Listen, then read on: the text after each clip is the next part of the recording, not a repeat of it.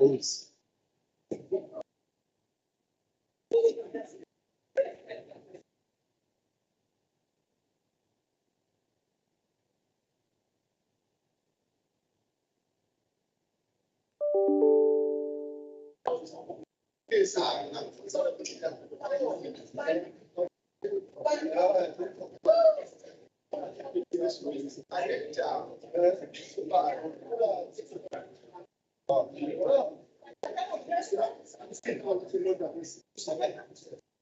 I got to just put it so shy about it. I need to. This one. No. Big part of it. Big part of it. Big part of it. Order, Madam Speaker.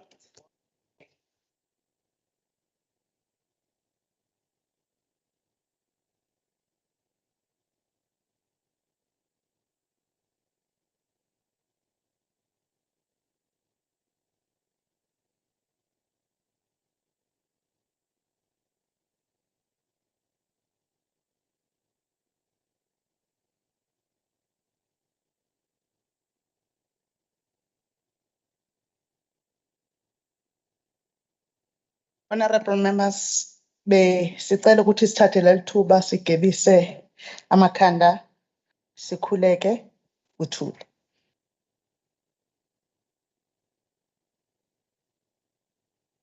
Amen.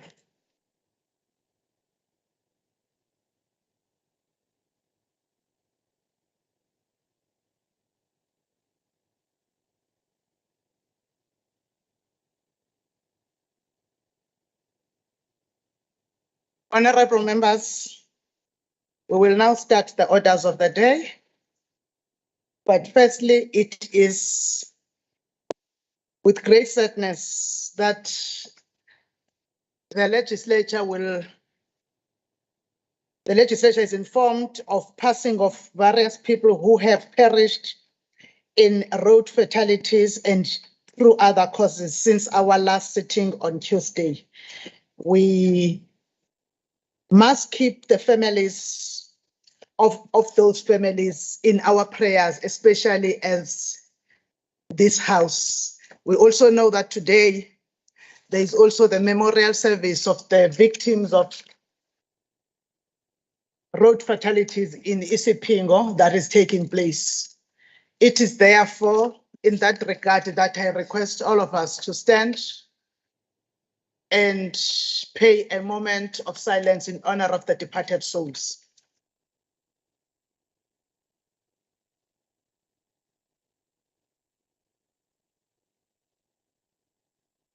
Nkosi ukuphe ukuphumula okungunaphakade.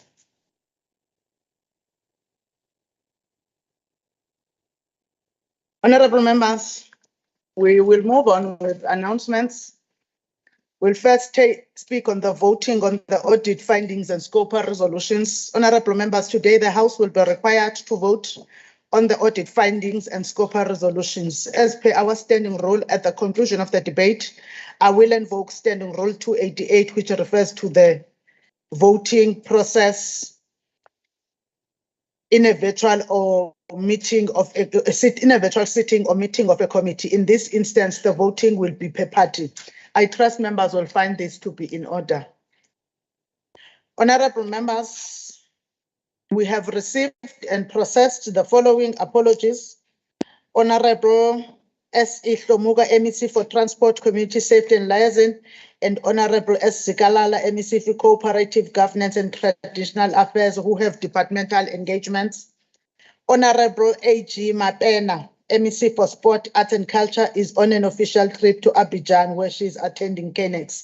This apology was also recorded on the last sitting, and it goes on until tomorrow's sitting. It should be noted by honorable members that Honorable Mapena will not be available even in tomorrow's sitting. Honorable Dr. NNG Mahlaba, MEC for Public Works and Human Settlements, who is attending a compulsory departmental meeting of the Human Settlement MINMEC in the Eastern Cape. Honorable S.W. Mshengu, who is attending a mass funeral in Isipingo as a member who has a constituency office in that area. Honorable Ms. M. Tembe, who has a long-standing personal commitment in Cape Town. Honorable members, the following members are not well, and we are requested to remember them in our prayers.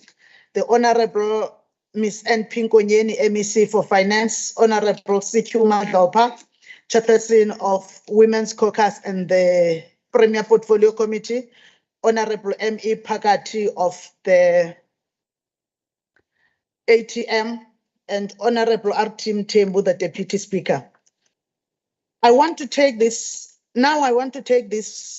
opportunity to wish a happy birthday to Honorable Nozipho P.F. Mavuso, whose birthday is today. Honorable member, I hope you will have a wonderful day. May all your wishes be fulfilled now and in the future.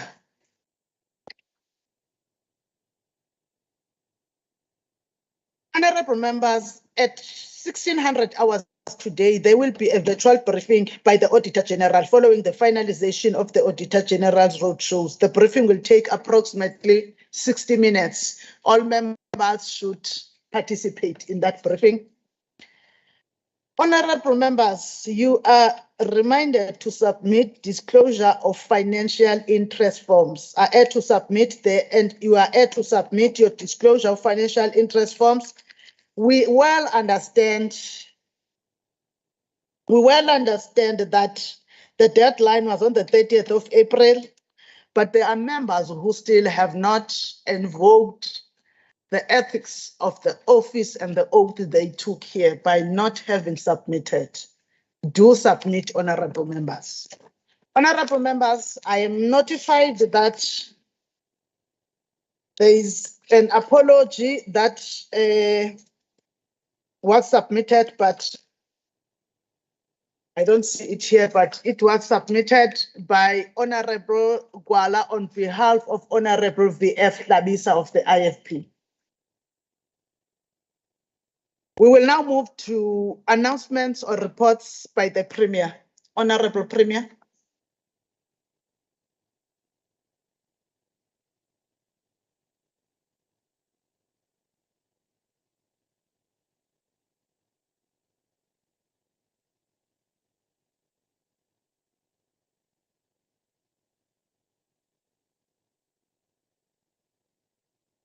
Thank you. Thank you, Honorable Speaker, honorable members. We note with sadness the release of yesterday's latest crime statistics by the Minister of Police, Honorable Bheki Cele, which points to an increase in certain categories of transgressions. In particular, we have noted that compared with the rest of the country, KwaZulu-Natal is number 2 in the most categories. The police station of Inanda and Umlazi have again emerged as leading policing districts in the country, as the provincial government led by the MEC of Community Safety and Liaison, Honorable Somuga, we will be engaging the JCPS cluster and the leadership of the SAPS led by General Mkwanazi on an urgent basis to conduct a further and thorough analysis of these depressing developments in our province. We, however, wish to state categorically that we will not allow the province to become a haven for criminals or any criminality of sort. The provincial executive is deeply concerned about the grim picture painted by the latest statistics, which indicate that rape and murder cases have soared from 9.9% to 6.5% respectively in KwaZulu-Natal when compared to the same time of the financial year. It is also disturbing that many women are raped and murdered by people they know and trust. We are encouraged, though, that the province will receive a deployment of additional 2,000 additional police officers during the festive season, starting on the 14th of December. And we hope that this visibility of police will help the communities to ensure that we deal with these criminals. While we also note a decrease in some crimes, we think that can be improved with working with the communities as well as all the leaders of the society. Honorable members, Honorable Speaker, the KwaZulu-Natal provincial government, in partnership with the eThekwini municipality, led by the president of the country, will tomorrow, on the 16 days of activism for non-violence against women and children, launch the program on Friday, the 25th of November in Umlazi, E-section, ground number 5. The campaign will run from the 25th of November to the 10th of December, 2022, and this year's theme is socio-economic rights and empowerment to build women's resilience against gender-based violence and femicide. Connect, collaborate, and contract. The campaign is aimed at fighting and conquering the scourge of gender-based violence aimed at women and children. At the provincial government level, we have resolved to fight gender-based violence and femicide for 365 days in a year and not limited to the 14 days only. The KwaZulu-Natal government and eThekwini municipality, working with all stakeholders, we urge members of the community to fight this pandemic. But we also ask men to stand up and be counted in the fight against gender-based violence wherever and whenever it shows its ugly head.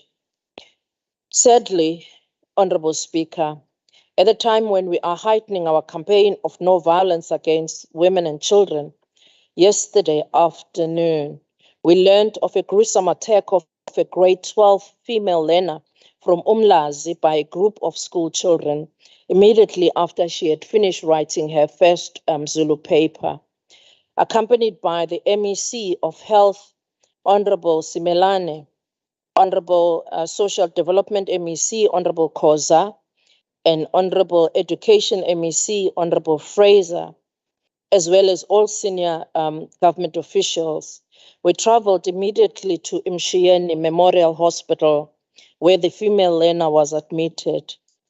We are pleased that although the police has made arrest, there are still other perpetrators at large.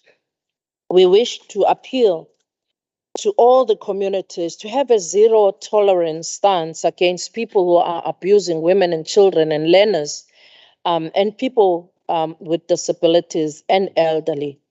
We will spare no effort to eradicate the scourge of violence against women and children whenever it raises its ugly head.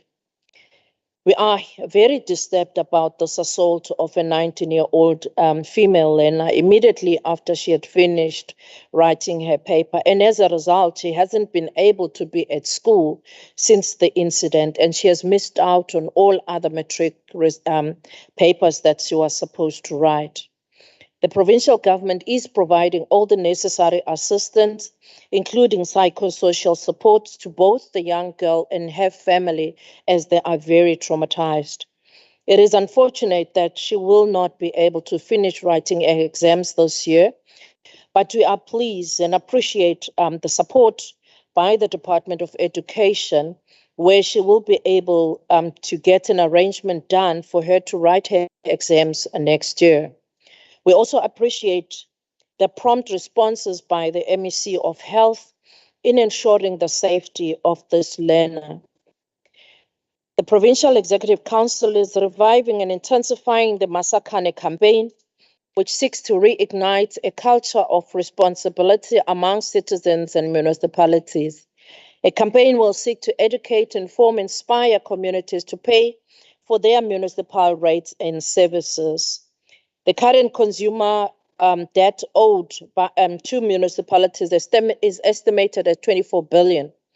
Government debt alone is also estimated as a whole, sitting at 4.5 billion. It is the view of our Executive Council that if the province is to have financial viability, local government system and its citizen, everybody must pay for their services. We further urge all the leaders to ensure that they pay for services, including the workers of government, but all other businesses as well. The campaign will create dialogue, persuade, but also implement punitive actions to those who default deliberately and have not made arrangement with municipalities to pay their debts. The non-payment of services impact on service delivery, but also impact on the viability of our municipality, therefore impinging on the capacity of municipalities to be able to deliver services. Thank you, Honourable Speaker. Thank you, Honorable Premier. We will now move to tablings of reports or papers. The Standing Committee on Public Accounts tables the KZN Provincial Legislature report on their hearings on 2021-2022 reports of the AG. Department of Public Works and Human Settlement tabled their departmental performance against the annual performance plan. Department of Social Development tabled their midterm report on the annual performance plan.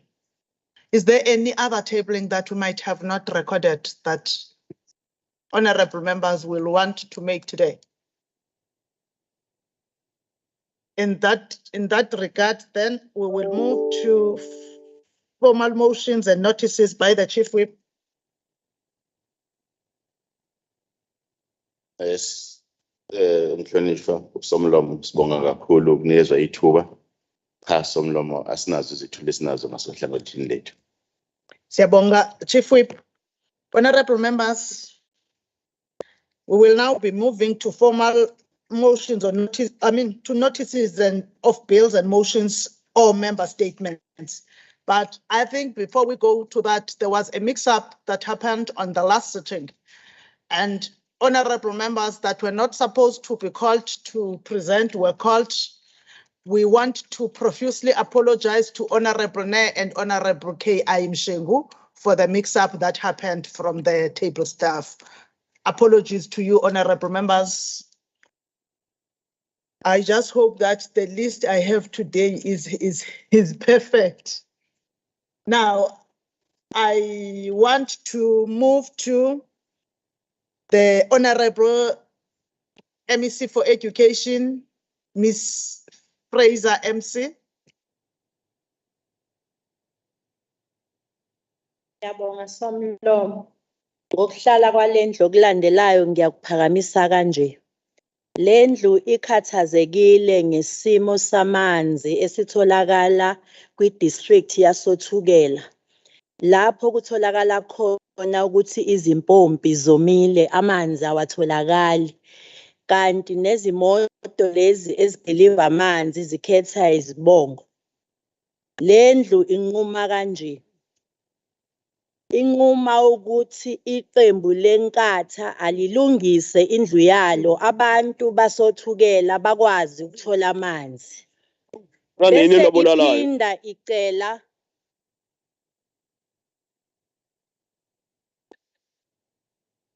Driving on what rule?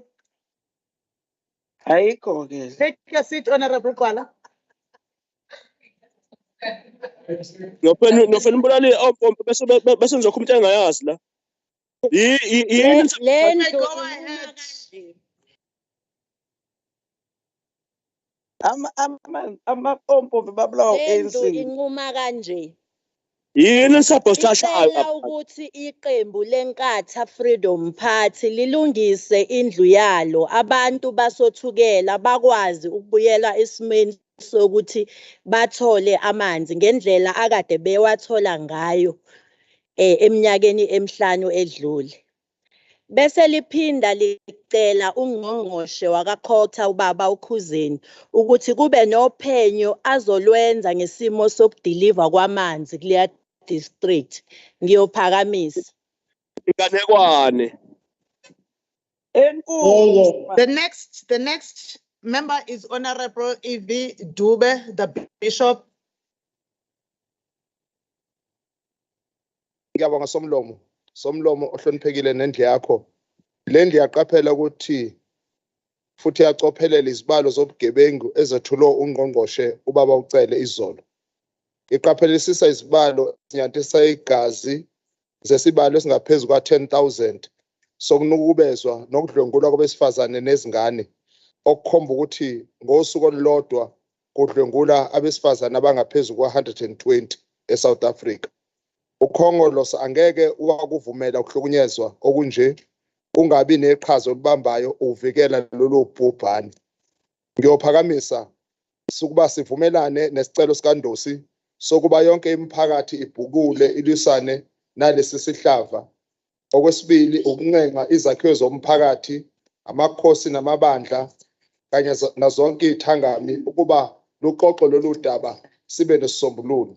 Okwesithathu ukuncenga izinkantolo ukuba udaba olunjengalolu lusheshe luthethwe futhi abenzi bokubi basheshe bagwetshwe. Ngiyophakamisa. Member is the Honorable Leader of Government, Business and MEC for Etia, Honorable S.A. Duma.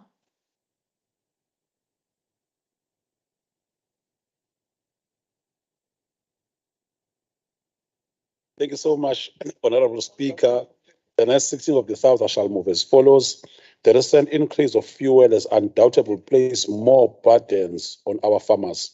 Small-scale and emerging farmers have been hit hard by the price increase, which ultimately increases the food prices. Food prices have gone up because of the fuel challenges engulfing the country.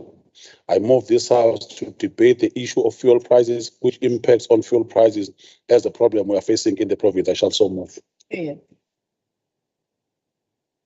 next member is the Honorable J.N.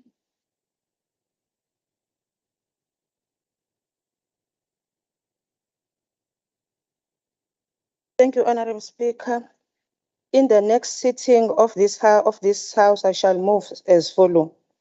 Umlazi has plus minus 800,000 people and is one of the biggest township in KZN and is served by Home Affairs Satellite Office, which deals with birth certificates only. In 2010, a request was lodged with a Home Affairs by the ANC PCO. This House resolved that Home Affairs and Public Works Department look at this matter with urgent attention to build this long overdue office, as this will reduce the burden at Isipingo, Commercial and Umgeni. I shall so move.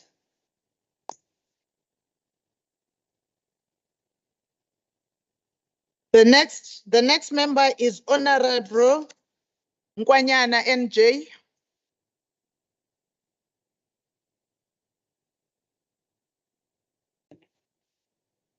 Angithokoze dadewethu. Ngokuhlala kwalendlu okulandelayo ngiyophamisa kanje. Lendlu sekunesikhathi eside ithule ibuka inzondo ebhekiswe emphakathini wesizwe sakwaVukane enkosini uDingizwe Ndlovu eseyakhothama eCobho ofafa kumasipala ubuhlebezwe. Le nzondo yenziwa umnyango wezempilo KwaZulu-Natal ngokuthi ungawakhi umtholampilo kuleya ndawo.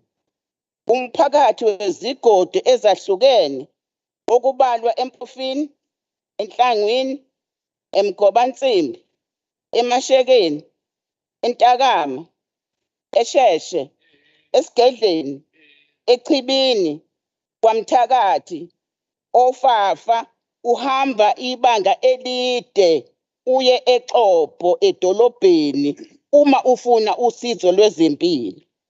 Lendlu inquma kanje ukunxusa ungqongqoshe wezempilo uNomagugu Simelane ukuthi akakhele umphakathi wasofafa ikliniki. Somlomo ngiyophakamisa. Uhambe uyichecka kahle. The next member is Honorable Mudli S.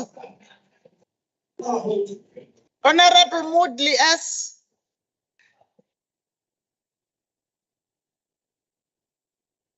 Yeah.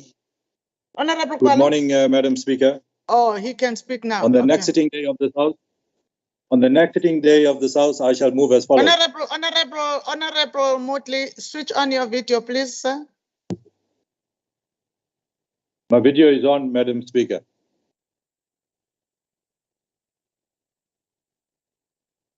Good morning, Madam Speaker. It is not on. Now it is on. Now Sorry. it is on. Okay. On the next, this House notes South Africa is known for its horrific fatalities from road crashes during the festive season. To various destinations, including KZN. Honorable members. It is disheartening. Order, honorable It is disheartening members. to You see can continue, Honorable Mudli. I was just protecting many you. people losing their lives due to road accidents. 7 people were killed in a multiple vehicle crash in Isipingo, and a truck driver was killed on Saturday morning near Peter Brown Drive, Pietermaritzburg. This House resolves to urge the case of transport strategies to stop road accidents, like deploying traffic police 24/7. I shall so move. Thank you, Madam Speaker. Yes. The next member is Honorable M.B. Gwala. Honorable Speaker, on the next sitting day of this House, I shall move as follows. This House is concerned about the pension fraud alleged to be taking place in government departments around the country, including KwaZulu-Natal Legislature, where people who are members of the GEPF are singled out of their hard-earned financial benefits without their knowledge. Unions, the KZN legislature and government are always condemning corruption, but they have been shockingly silent on the GEPF affairs. This House resolved, 1, to call upon the KZN Premier to appoint a commission of inquiry into the alleged corruption at GEPF. 2, should the Premier fail to appoint a commission of inquiry, the IFP will intervene in this matter. I shall so move.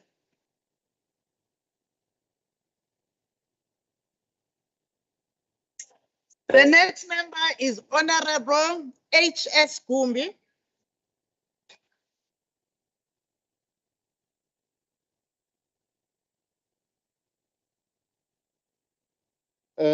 Honorable Speaker, at the next sitting of this House, I shall move as follows. Noting the continued collapse of services in the eThekwini municipality, that the ANC no longer has a 50% majority in the city and is continuing to lose support, this House resolves to welcome developments that the DA and the IFP will enhance cooperation to remove the corrupt ANC. And two, that we encourage DA voters to support the IFP candidates in the Ward 99 by-election, because we know a united opposition can defeat a corrupt and incompetent ANC. I shall so move. Order, honorable members. Order, honorable members. The next speaker is Honorable Dr. Aikika. Thank you, Madam Speaker. I give notice that at the next sitting of this House, I shall move as follows. Noting that the withholding of school reports by principals for non-payment of fees is illegal. Many principals have continued this despite knowing that their actions are unlawful. This practice is worryingly condoned by SGBs. Further noting, there are no consequences for those continuing with this crime with impunity and disregard for parents who may have fallen on hard times, not allowing repayment options and acknowledgements of debt, and coercing parents to pre-sign acknowledgements of debt even before debt is incurred. This House resolves to call upon the department to warn principals and to take action against principals perpetuating this offense. So shall I move. The next member is Honorable L.M. Mayor. Madam Speaker, I hereby give notice that I shall move on the next sitting day of the House as follows. This House notes that KZN as a province has been plagued by natural and man-made disasters over the last 2 years. With worsening global climate change, more natural disasters are bound to happen in our province. KZN has a critical staff shortage, and the KZN Disaster Centre has a critical staff shortage that is dangerously hampering its ability to fulfill its function. This House therefore resolves. The MEC for Kokta explained to this House how this serious situation that endangers our residents' lives have come to be, and the MEC immediately institutes a strategy to fill the post at the Disaster Management Centre. I shall so move. Is Honorable C.M. Shinga.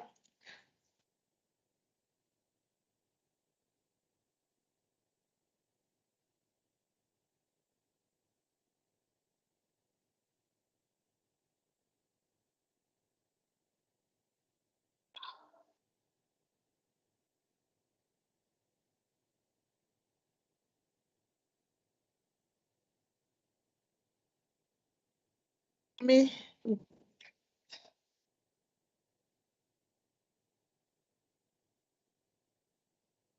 Ngiyabonga. Mhlonishwa Somlomo, ngokuhlala kwalendlu okulandelayo ngiyophakamisa kanje. Ukuba lendlu iyakuqonda futhi iyakuqaphela ukusala dengwane kwabantwana abaningi ngemva kokudlula emhlabeni kwabazali noma ababheki bethathwa yi-COVID-19 kanye nezinye izifo ezifana no-TB, HIV and AIDS nezinye. Abanye bathathwe izingozi zemgwaqo. Ukuthi abantwana abaningi bagcina bebhekene nomthwalo nenselelo yokondla nokubheka amakhaya nokukhulisa abanye abantwana, okugcina kubafakela ingcindezi nokhwantalala nokwenza bangenzi kahle nasesikoleni. Ngakho-ke lendlu inquma ukuthi uMnyango Wezemfundo nowezenhlalakahle nowezempilo nowezemidlalo neminye babambisane ekuletheni usizo lwezoluleko ngokwengqondo nolunye lokubhekana nesimo. Kuphinde kwandiswe nosonhlalakahle abahambela abavakashele izikole, kuthuthukiswe kuvuselelwe nengqalasizinda zezemidlalo nokuzivocavoca kukhuthazwe nemidlalo yeshashalazi nomculo ezikoleni. Somlomo ngiyophakamisa. Honorable members, the next member is Honorable S.E. Manqele of the ACDP. Honorable S.E. Manqele has alerted the Office of the Speaker on his inability to comply fully with Rule 55(1) in terms of the attire due to ill health, and we have granted him permission to be in the House and be treated as being fully compliant because of the condition that he has. Honorable Manqele, you are now given opportunity to table your motion.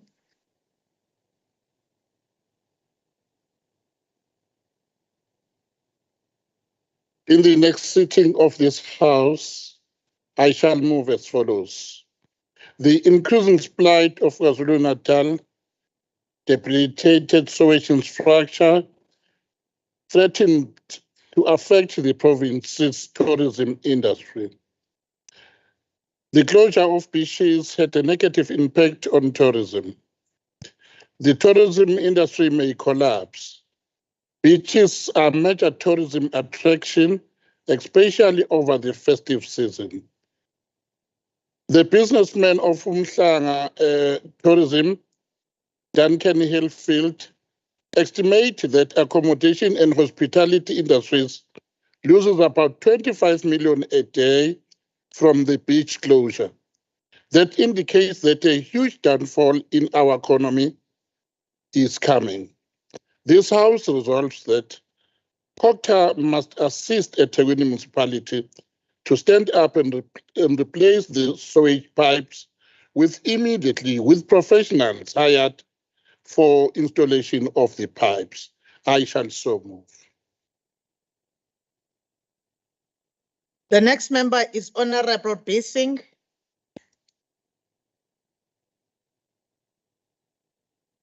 Thank you, Madam Speaker. I give notice at the next sitting of this House, I shall move as follows. Noting that the Indian community of Phoenix is suffering without water due to ongoing issues such as low water levels and constant shutting down of Phoenix Reservoir 2 and 3. The ANC-run municipality has failed the Indian community and have been unable to provide basic services to the residents of Phoenix because they are incapable of running the municipality. This useless ANC cannot even provide water to paying customers, and the residents sadly are bearing the brunt of the incompetent ANC leadership in the eThekwini municipality. This House resolves that the MEC for COCTA and the Premier get involved in resolving the ongoing problems with Phoenix Reservoir 2 and 3, as the community is suffering without water and a lack of water tankers.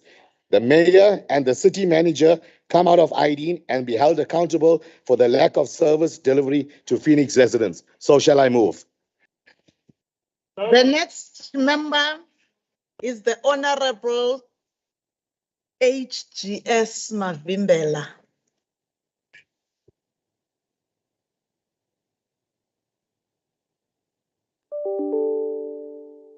Thank you, Honorable Speaker. In the next sitting of this House, I shall move as follows. This House note with concern the high rate of unemployment, which does not only affect the person without a job, but the next person as well. Social ills continue to multiply. Hunger, drug abuse, and crime finds its roots in the lack of job security. Therefore, this House resolved in creation of food source and empowerment of entrepreneurships. This should not be seen as the end, but necessity for any developing economy. I shall so move.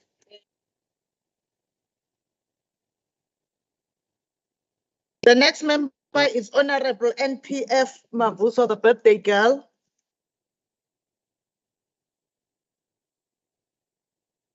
Thank you very much, Honorable Speaker. Honorable Speaker, in the next sitting, I shall move as follows. This House notes the Health Portfolio Committee oversight visits to KwaMagwaza, Itshelejuma and Matadeni hospitals with the aim of checking their state of readiness towards the festive season as R66, N2, N11 and N3 routes are flooded with trucks that cause horrific accidents. The committee checked the rescue and obstetrical ambulances, infrastructure, blood bank, x-rays. This House resolves that legislators visit nearest hospitals in their constituencies to check their capacity in managing the festive season and liaise with the HOD for interventions. I shall so move.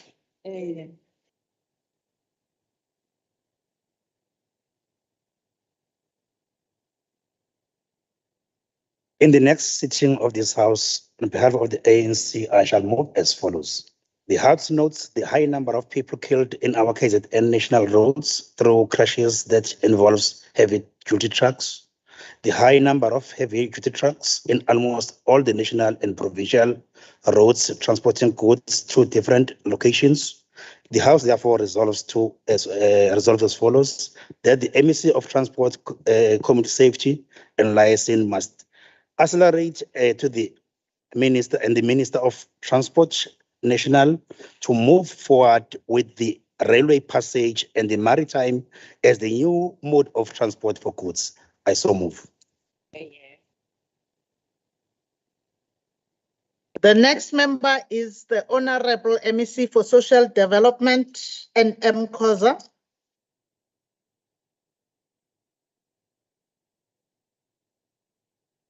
Thank you, Honorable Speaker. In the next sitting of this House, I shall move as follows. The 3rd of December is the International Day of Persons with Disabilities.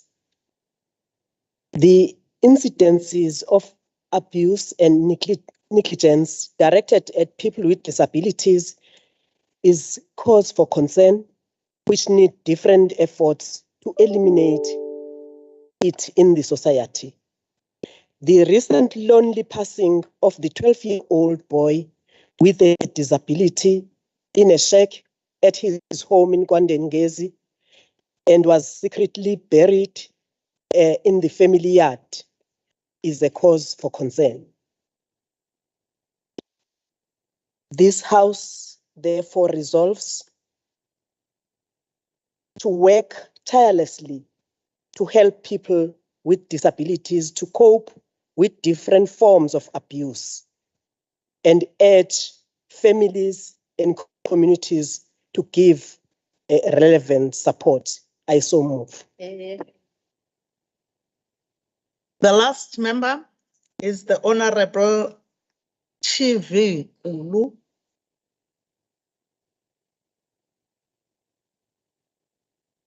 Honorable Speaker, on the next sitting of this House, I shall move as follows.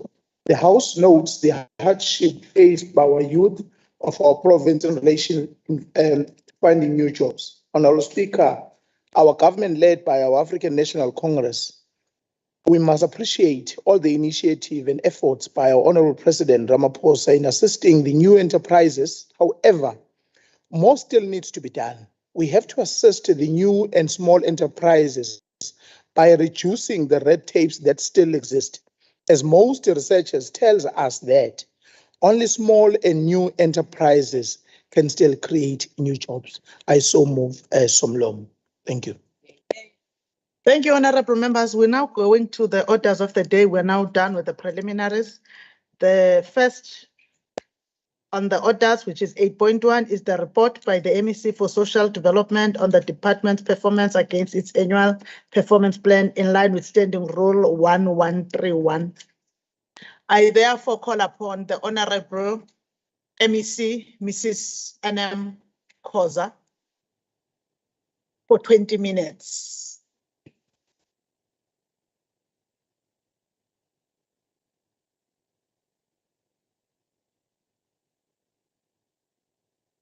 Komlomo Mama, greetings to yourself, greetings to the Premier of KwaZulu-Natal, greetings to honorable members of this august House. It gives me pleasure to table before this august House the Department of Social Development Midterm Performance Report against the APP of 2022-2023, quarter 1 and quarter 2. across the 5 programs which are rendered by the department. The department has continued in its task to reduce poverty, promote social transformation, and promote self-reliance. The range of services that we render span the entire life cycle of human life. These services are rendered at different levels: prevention, early intervention, statutory, as well as reintegration and aftercare. The department also rendered its services under difficult conditions in the province of KwaZulu-Natal under flood disasters. The summary of the provincial performance at 30th September 2022 and of the 2022-2023 financial year is as follows. The department achieved an overall performance of 98%. Therefore, there was a total of 54 quarterly performance indicators targeted. A total of 53 indicators, Honorable Speaker, were fully achieved. There was partial or underachievement at 1 performance indicator. Under Program 1, this program deals with administration, which captures the strategic management and support services at all levels of the department, dealing with the Office of the MEC, Corporate Management Services, and ICT, Communication Financial Management. This is the program which was underachieved. It has a target of 5 planned indicators, but it achieved fully the 4 indicators, and 1 indicator was partially achieved, and it is the indicator which deals with a payment of suppliers. The department is therefore currently implementing the finance circular of number 4 of 2019 to assist with the payment of invoices within 30 days. That is the only indicator. Under Program 2, Honorable Speaker, the Social Welfare Services Program of the department aims to provide integrated development social welfare services to the poor and the most vulnerable in partnership with stakeholders, civil society organizations. The program had a total of 11 planned indicators. A total of 11 indicators were achieved, Honorable Chairperson. And there's a sub-program under this program whose services to older persons. There were 3 indicators in total, and all 3 indicators were 100% achieved. The department has been able to reach 2,704 elderly people who have accessed the residential facilities during the period under under review. The number 2 sub program is services to people with disabilities. The sub-program aims at designing and implementing integrated programs and provide services that facilitate the promotion of well-being of the socio-economic empowerment of people with disabilities. The 4 indicators under this sub-program were all achieved 100%. And estimated number of 2,973 persons with disability were reached. The 3rd sub-program is HIV and AIDS. There were 4 indicators, and all of them were 100% achieved. The 4th sub-program is social relief of distress. The department gave out 33,990 food parcels as at September 2022 under social relief of distress. The sub-program, social and behavior change programs, which seeks to capacity to give some capacity building, was conducted in 3 community care centers, and data capturers project managers and social workers were capacitated in the workshop from the 6th of 8th of April.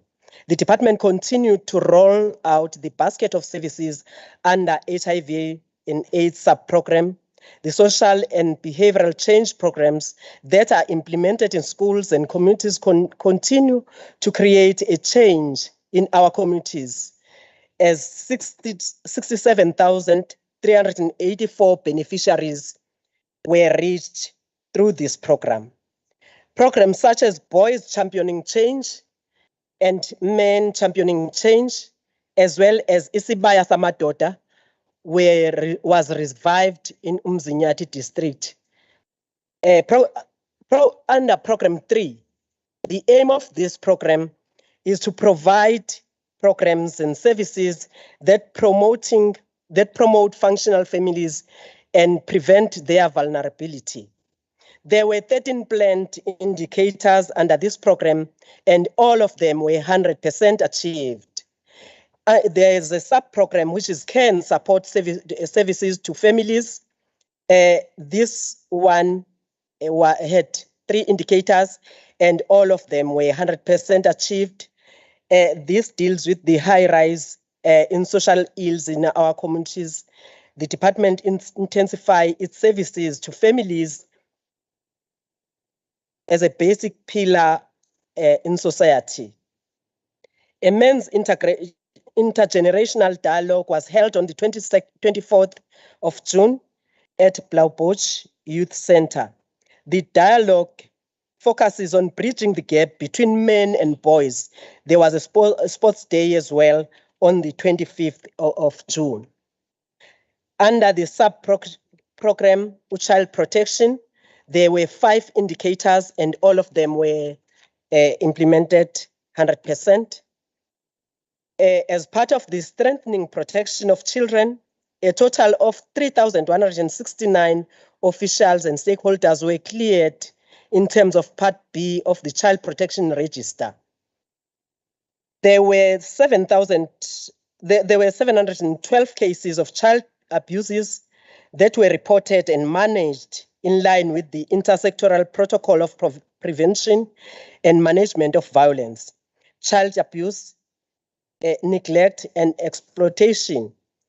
Audit of norms and standards at child and youth care centers is being undertaken, and 45 out of 70 audits have been completed.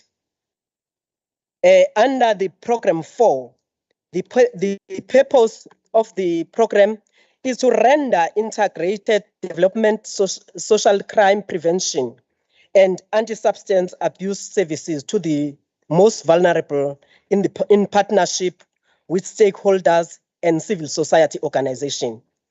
The program has a total of 9 planned indicators, Honorable Speaker. Those were all achieved indicators.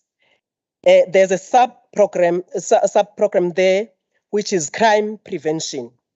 There was a total of 3 indicators under this sub-program, and all 3 indicators were fully achieved at 100%. Secure care centers accommodating children in conflict with the law were trained on the approved admission and searching policies on the 1st of 2022. KZN Accreditation Committee was held on the 7th April for the accreditation of diversion programs and service providers. As part of Child Labour Conference, the Valley View Secure Care Centers was visited by the National Minister of Social Development on the 15th of May 2022. The department formed part of the Provincial Crime Summit, which was held on the 3rd of June 2022. The anti-gang program was implemented at eThekwini and Mzumbe Hall. A total of 196 people were reached. There's a sub-program which is victim empowerment as well. Under this program, there were a total of 3 indicators and all of them were 100% achieved. the department established a team of gender-based violence and femicide. Priority districts were identified as Zululand, Nongoma, Ugu, Umthwalume, eMgungundlovu, iPlesisle, and eThekwini is Inanda. Plans were developed for the hotspot district with the strategic objectives of the gender-based violence and femicide strategic plan. 30 women from shelters commenced with sewing, digital literacy training. The project is sponsored through Unyamukara NPC. 19 women were trained and generate your own business idea. The departments also intensified the prevention and awareness campaigns for social crime programs, reaching 191,003 people between April to September 2022. Under the sub-program of substance abuse, out of 3 indicators, the sub-program achieved 100% fully. During the period under review, the department commemorated the International Day Against Drug Abuse and Illicit Trafficking at the Amajuba district on the 26th June 2022. The program was preceded by a range of activities addressing issues of substance abuse in all districts for the National Anti-Drug Week.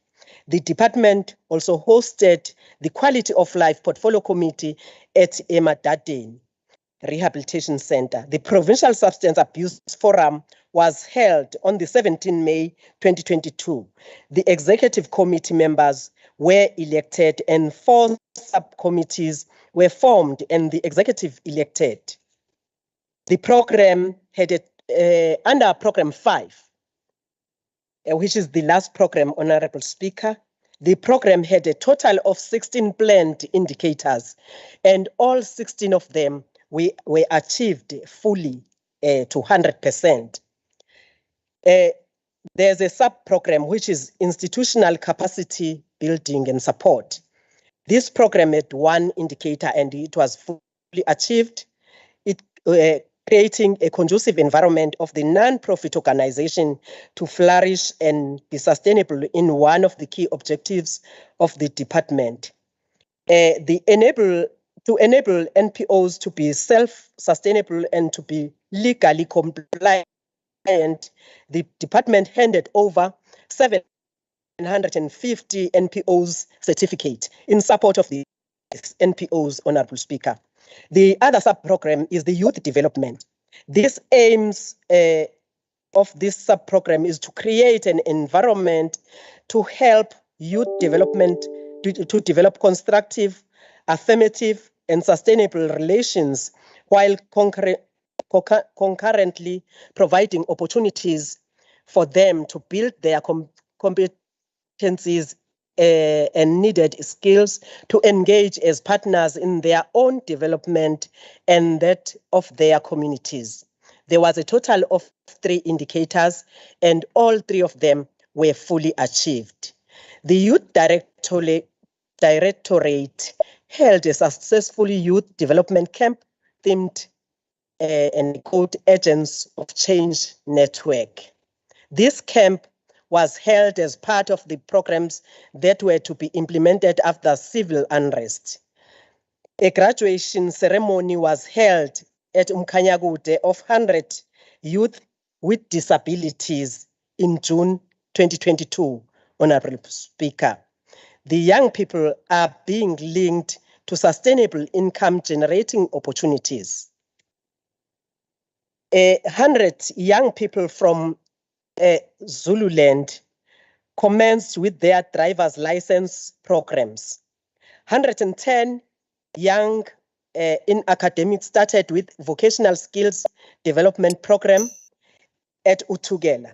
60 young people were trained on business management by SIDA, and 20 young people commenced with garment making training at Wentworth Youth Center. 52 young people started with vocational skills training to assist chef, clothing and manufacturing and plumbing at Reinkonyeni. The other sub-program is women empowerment. It is the third sub-program. This sub-program aims to create an environment to help women develop constructive, affirmative, and sustainable relations while concurrently providing opportunities for them to build their competency and needed skills to engage as partners in their own development and their communities. There was an indicator under sub-program, and it was fully achieved at 100%. In this financial year, 2022-2023, the department has funded 33 women-led NPOs across the province to strengthen the service delivery and emancipation of women.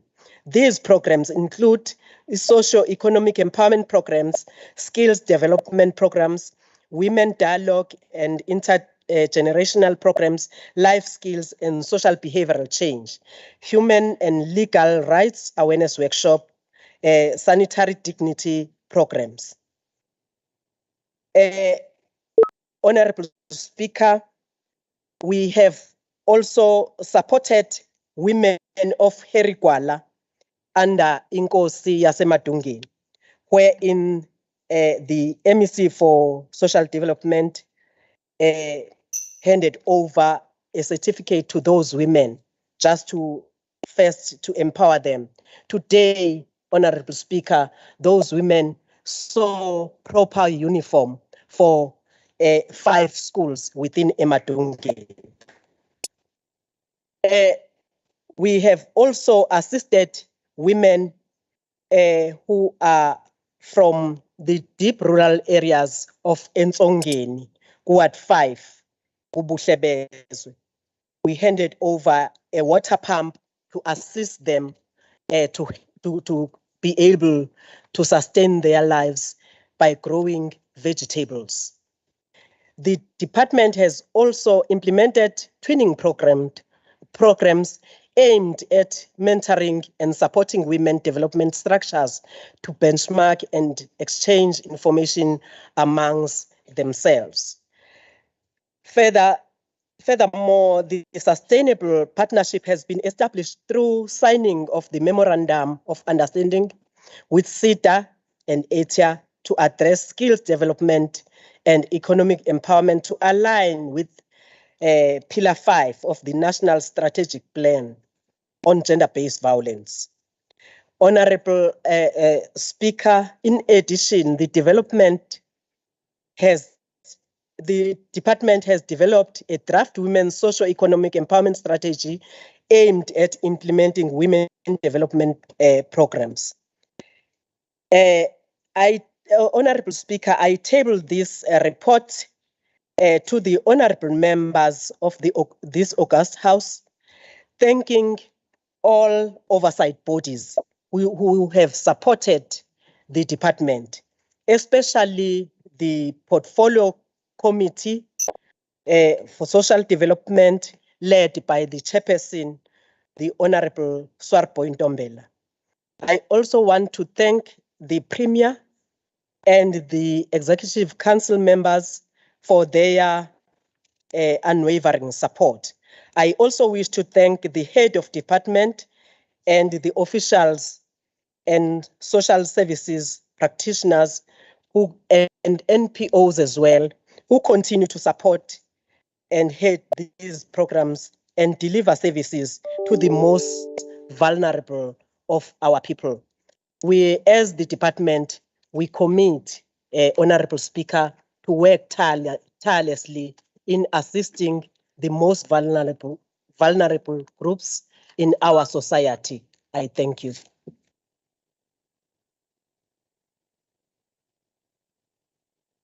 Thank you very much, Honorable Khoza. We are moving on to the debate on the following 5th ANC party motion. Honorable N. Simelane is going to introduce the motion. In 10 minutes, the Honorable Simelane of the African National Congress. Siyabonga kakhulu Chair of Chairs uMama Mahlangu.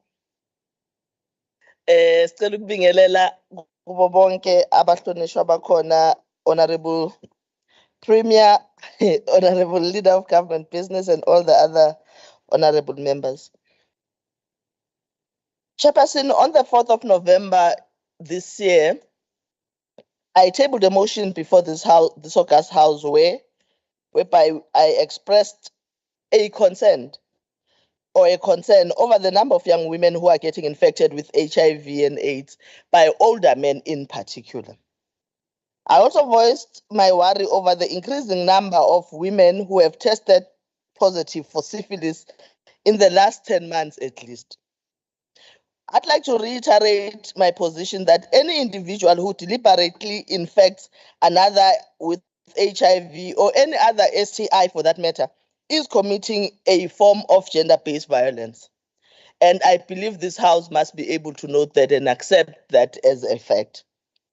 Honorable Chair, I wish to welcome the opportunity to further expand on a number of negative emerging trends that are continuing to place the health, well-being, and safety of women in jeopardy in our province, particularly young women. The province of KwaZulu-Natal has more than 2.061 million people living with HIV, while 42,000 new infections were reported in 2021 alone. Currently, there are 1.6 million people living with HIV who are enrolled on antiretroviral treatment in KwaZulu-Natal. From January to October of this year, out of 727,000 women between the ages of 15 to 24 who got tested for HIV, a whole 15,665 of them tested positive. That is a crisis. Although this amounts to a positivity rate of just 2%, more than 15,000 young women testing positive for HIV still constitute a crisis by any stretch of the imagination. The biggest crisis here, Slalo, is that the province of KwaZulu-Natal contributes or is the highest contributor on infection rates in the country. And if we are unable to reduce infection rates in this province, it means this country is never going to be able to manage the rate of infection in its entirety. Our provincial statistics paint a shocking picture about STIs among girls and young women in our province. Again, between the January and October this year, 15 girls aged between 10 and 14 were found to have STIs. I mean, 15 might sound like a small number or a small amount, but asibuka iminyaka, amantombazane lawa awu-15 up between, noma akusiwo amantombazane, iy'ngane between 10 and 14 years that were found to have been infected with STIs. Sikhumbule futhi ukuthi labo yilabo abafikile esibhedlela bazotesta noma bafike eclinic bazotest. We have a bigger number ekhona ngaphandle that did not come to our to the facilities of health to get tested. And I think, and this is what I want to lobby this House to accept, that we have a crisis on our hands. A further 322 girls aged between 15 and 19 also tested positive for STIs, while an additional 702 women between the ages of 20 and 24 were found to have STIs. The Department of Health is particularly worried about the resurgence of syphilis, which is a very dangerous sexually infected infection that we thought we have gained control over. Syphilis can cause premature delivery, severe damage to the heart, brain, or other organs, and it can be a life-threatening disease. We are raising this, Chairperson, because as a province and as a country, we had reached a point where we were no longer getting or we're no longer picking up infections in the province. But the fact that our numbers have been gradually increasing for the past 12 months is an issue for us to be concerned about. Due to targeted testing during pregnancy by the KwaZulu-Natal healthcare facilities, more and more women have been testing positive from syphilis. In fact, between January and October this year, a total of 6,417 pregnant women tested positive for syphilis. Now, 6,417 coming from a zero baseline is a problem. This is already higher than the 4,147 women who tested positive for syphilis during the whole year of 2021-2022 financial year. Honorable Speaker, these women do not infect themselves. And it's clear that we have a growing problem on our hands. The Department of Health will continue to intensify community awareness programs about safer sexual practices and the dangers of not treating STIs. We will also focus as the department on the implications of STIs such as syphilis on pregnancy and women's and children's health and well-being. These statistics that I've just mentioned are just too high. And this situation demands that both government and communities at large urgently intensify efforts to turn the situation around. It is difficult to police people's behavior, and government will never win this war alone. Yingakho kubalekile ukuthi asisebenze ndawonye njengohulumeni ne-civil society so that sikwazi ukuthi siwehlise lama infections. Inkinga uma ngabe sizothi uhulumeni yedwa kube uwona okhuluma ngalezi ndaba kusho ukuthi ayikho i-ownership ezoba khona emphakathini kanti i-ownership siyayidinga ukuze sikwazi ukuthi sehlise le inkinga. So ultimately it is up to individuals to either abstain from sex or practice safe sex at all times. However, one is very much aware of the fact that majority of women and young women in particular are lured into unsafe sex by predatory old men. Esibabiza ngama-bless. Iqiniso ke sihlalo ukuthi sineyingane ezikhona lapha ngaphandle who are particularly amantombazane who are vulnerable and therefore are exposed to anything abantu abanemali noma abantu besilisa abasebenzisa imali yabo kabi ababasondezayo bese bekwazi ukuthi balale nezingane just because bezoyinika imali yokudla noma bayinikeze igrosa ngelinye ilanga. Ulona daba ke lolu esicabanga ukuthi kufuna silixoxe njengesishayamthetho ukuthi senza kanjani ukuthi izingane zethu zamantombazane zibe safe. Angikusho somlomo nosihlalo ukuthi akubona bonke abantu besilisa benza lento engiyishoyo. Kodwa kukhona laba abakhohlakela amadoda amadala abakwazi ukuthi balale nezingane ezilingana nezingane zabo abanye ezilingana nabazukulu babo. And uma singalixoxe lolu daba silikhulume nathi sisodwa ngeke sikwazi ukuthi isociety siyixoxe nayo le ndaba. Siyafisa ke ukuthi sikhulume sibambisane nabantu besilisa ikakhulukazi ukuthi ayiphele le ndaba yokuthi abantu abadala bathandane nezingane ezincane. Ngiyafisa futhi ukusho ukuthi noma inkinga zinkulu kangaka ebantu einganeni zamantombazane siyazi ukuthi nasebafaneni bakhona oshuga mama ababhizi bethandana labafana abancane. Siyayivimba ke siyayikhuza lenkinga nakubona ngoba sithi umuntu nomuntu akasondele kuntanga wakhe kungabi khona umuntu ozofisa ukuthi kungabi khona umuntu ozofisa ukuthi kwi relationship akwazi ukuthi abe nezwi elikhulu ngaphezulu komunye ngoba phela i-partnership is supposed to i-relationship is supposed to be a partnership lapho esikwazi ukuthi sixoxisane khona. Uyazi ke ukuthi uma ngabe ningalingani kwi-relationship ngokwe-age kakhulukazi kulabo abasebancane kulula ukuthi abantu besilisa abadala kube yibona ababahlakaniphelayo abantwana bethu bamantombazane begcine be-engage in unsafe sex or unprotected sex ngoba bengakwazi ukwala noma bengakwazi ukuthi cha. Ngalawo mazwi ke sithi le behavior should be classified as gender-based violence on its own. Kube yithina sonke esihamba la ekhaya siphuma la kwishayamthetho siyolukhuluma lolu daba. Somlamo, while I welcome the existence of the legislation that criminalizes the intentional or deliberate infection of a person with HIV by someone who knows his or her HIV status, it is my considered view that this law has not been properly utilized in our country. This House, therefore, should call on the security cluster to properly implement this law, and by so doing, the state will be passing a strong message that gender-based violence of any kind has no place in our society and that it will not be tolerated. Sihlalo engikushoyo nengifisa ukusho la endlini namhlanje ukuthi amalungu esishayamthetho siyacela ukuthi sivumelane sibambisane ukuthi uma ngabe uthelela omunye umuntu ngesifo socansi wena uzazi ukuthi unaso kodwa yena engazi, lokho akube yinto illegal njoba kushiwo, kodwa asiqhubeke ekutheni umthetho ngempela awuthatha indima yawo. Uma kukhona umuntu owenzayo lokho sikwazi ukuthi singenelele and aboshwe ngaso leso sikhathi. Ngiyabonga kakhulu Somlo. Siyabonga, Honorable Smelane. The next member to debate on this motion from the African National Congress is Honorable N.N. Sibidla for 9 minutes.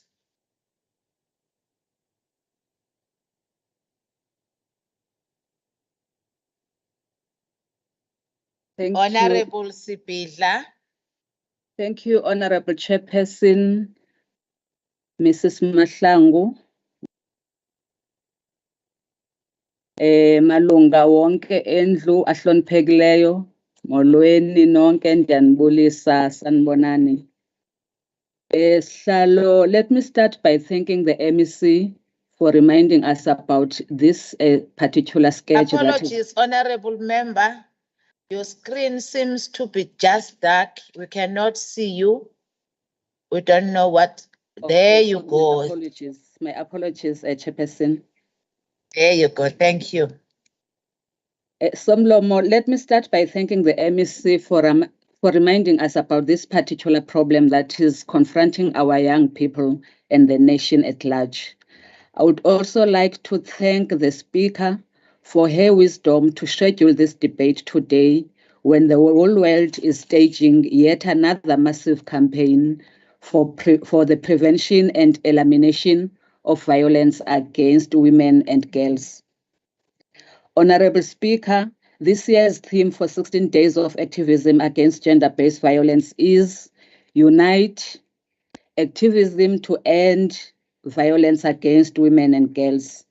This is a call to all of us, honorable members, to play our role in ending this scourge that has destroyed many families in our communities, and it has robbed our youth of a better future. Sihlalo umphathiswa unxusa lendlu ukuthi ivumelane ukuthi isenzo samadoda athelela ngabom inganyana zamantombazana ngegciwane lengculazi sithathwe njengengxenye yezenzo zokuhlukumeza abantu besifazane phecelezi GBV. Somlomo, isikhathi esiphila kuso sibi kakhulu, ingcindezi ebhekene nolutsha ingaphezu kokuqonda. Iningi lentsha esikhuluma ngayo lapha namhlanje come from broken families and from communities where values of Ubuntu have been lost over time. Le generation ke sihlalo esikhuluma ngayo iyakhula ngokuhamba kwesikhathi iba ngamadoda ibe ngobaba bemizi yabo, and they continue the cycle of abuse and violence. Lapho bayeke basebenzise amandla abo to target the most vulnerable in our society instead of protecting them.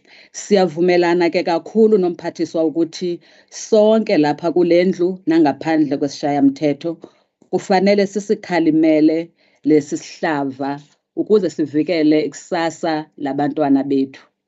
Lamadoda esikhuluma ngawo lapha namhlanje awagcini nje ngokubathelela ngegciwane lengculazi nezinye izifo zocansi.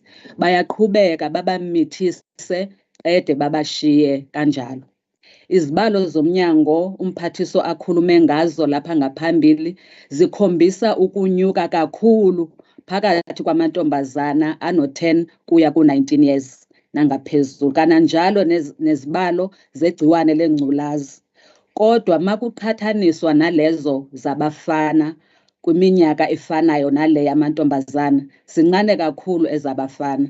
Lokhu kukhombisa ngokusobala sihlalo ukuthi lezi ngane zamantombazana aziyi ocansini nontanga bazo. Sihlalo ekuxhaseni kwethu lo mbono kaMphathiswa singukhongolose siphakamisa lezi zinhlelo ezilandelayo.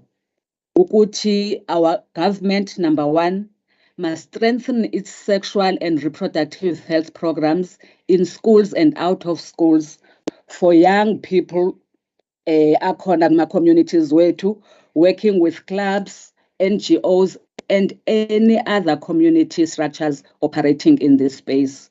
Ukwenzela ukuthi sizokwazi ukulwisana nokusabalala kwezifo ikakhulukazi lezi asezibalile umphathiswa. Okwesibini singukhongolose, we are recommending to our government to embark on a province-wide awareness campaign against blessers, and in that process we want to see activities or programs that will educate our young girls and boys on life skills that will help them achieve their life goals. Number three, we recommend to our government, the Office of the Premier, to revive and redirect its youth development unit to focus on all aspects of youth development, not just disbursement of funds and mini events.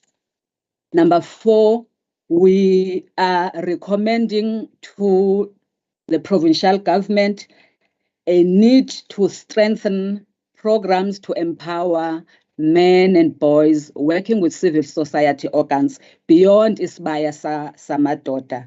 Esisincoma kakhulu ke umsebenzi waso naso kodwa akwanele ukuthi sibe nalo lwahlelo kuphela ukulekelela abantu besilisa. Okugcina sihlalo sicela ukuthi umnyango wezamaciko ufake isabelo sezimali esanele towards programs of social cohesion and nation building, ukwenzela ukuthi sikwazi ukudlulisa amadoda akithi kwisimo ababhekene naso sokuphila ngaphansi kokuzenyeza, ngaphansi kwe-anger, nakuthi bane-burden abayithwele ukusukela la sisukela khona ezweni elimnyama lobandlululo. Somlomo siyalibonga uhlelo oluqalwe ngumnyango wezempilo ukwakha what they call ama-youth-friendly zones ema-clinics akithi. Lapha KwaZulu-Natal we are told ukuthi sizoba na 402 uma ngingaphazami. Lo hlelo lwenzelwe ukuxazulula izinkinga ebezikhona kwezinye izikhungo la abahlengikazi bebengaqeqeshekanga kahle ukusebenza nentsha yakithi uma ingena emaklinikhi nasezibhedlela. Siyayinxusa ke intsha ukuthi iwasebenzise lama-facilities ukuze bathole usizo kusenesikhathi kungekabi late kakhulu ukuthi basizakale. Sishayela izandla lolu hlelo oluza nomnyango. Siyathemba ukuthi luzosilekelela kakhulu. Siyathemba futhi Mphathiswa ukuthi wonke ama-clinics ethu azoba nawo lama-facilities ukwenzela ukuthi sifinyelele kuyo yonke intsha yesifundazwe sakithi lapha KwaZulu-Natal. Somlomo ingxenye ye-resolution as proposed by MEC talks about criminalizing ukuthelelwa ngabomu ngegciwane lengculazi. Somlomo njengoba eseshilo umphathiswa umthetho uyakuvuma lokhu kodwa inkinga umphakathi wethu awunalo ulwazi olwanele ukuthi kufanele benze njani. Ngakho ke sinoxanduva lokuthi sihambise ulwazi kwimphakathi yakithi ukwenzela ukuthi bazi ukuthi banalo leli lungelo. Kodwa futhi kuzobaluleka Mphathiswa ukuthi sibe nazo izingxoxo esiba nazo ukubhekisisa ukuthi ingqinamba abantu besifazane abahlangabezana nazo zixazululeka kanjani uma sebeyobika emaphoyiseni ngalolu daba. Inkinga abasitshela zona abahlangabezana nazo ukuthi kuye kudingeke ubufakazi bokuthi uyazi yini ukuthi waye negative before athole ukuthi usethelelekile ngegciwane kulo asuke emsola.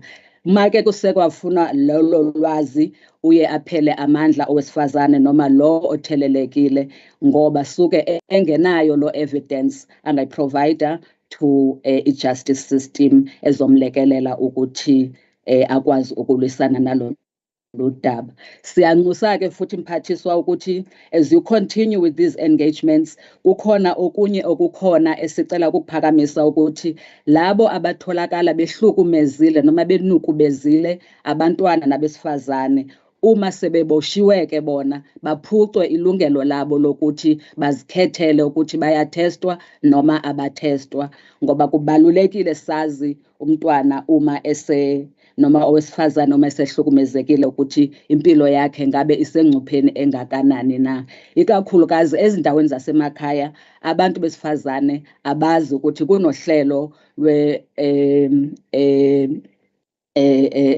post exposure prophylaxis abangakwazi ukuthi bayisebenzise ukuzivikela. Sinxuse mphathiswa okugcina ukuthi lolu daba sicela wakhe iziyingini kuyo yonke iprovince likwazi ukuthi lixoxwe size sifikelele esinqumeni sokuthi sithini siKwaZulu-Natal. Siyabonga kakhulu Sihlalo.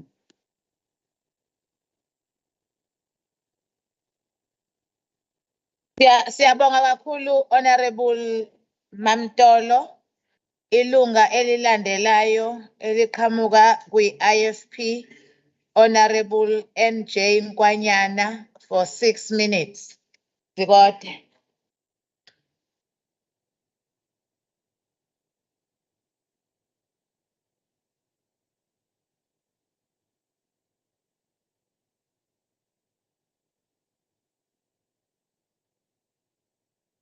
Thank you, Chairperson.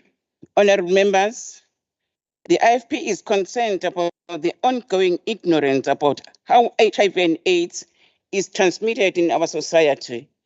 According to 2021 figures from Statistics South Africa, the total number of people living with HIV countrywide is estimated at approximately 8.2 million. KwaZulu-Natal accounts for 2.2 million or 18.23% of that, which is the highest. Among adults aged 15 to 49 years, an estimated 19.5% of the population is HIV positive, with about 1,300 adolescent girls and young women aged 10 to 19 getting infected with HIV in the country every week. Okokuqala nje kuyihlazo ukuthi kunabantu besilisa abadala abanesibindi sokweshela amantombazana amancane angenazingane zawo angangezingane zawo noma abazukulu bawo banunusele ngemali noma ngezipho ezinhlobonhlobo. Lokhu kuchaza ukuthi kunabantu besilisa ababuthaka abangakwazi ukuziqoqa ngokwesimilo. Lo mkhuba udinga ukukhuzwa ngoba awulungile. Kuyihlazo nje ukuza ukuthi indoda endala eshaya ngobhebhenene wentshebe futhi eganiwe inonkosikazi nezingane kodwa ibe phansi phezulu namantombazana amancane. Ukungaziqoqi kwamanye amadoda besilisa kugcina sekuholele ekutheni kutheleka amakhosikazi awo ngezifo. Phansi ngamadoda athanda amantombazana amancane phansi. The IFP is clear. It wants zero tolerance for men who put adolescent girls at risk for HIV and AIDS.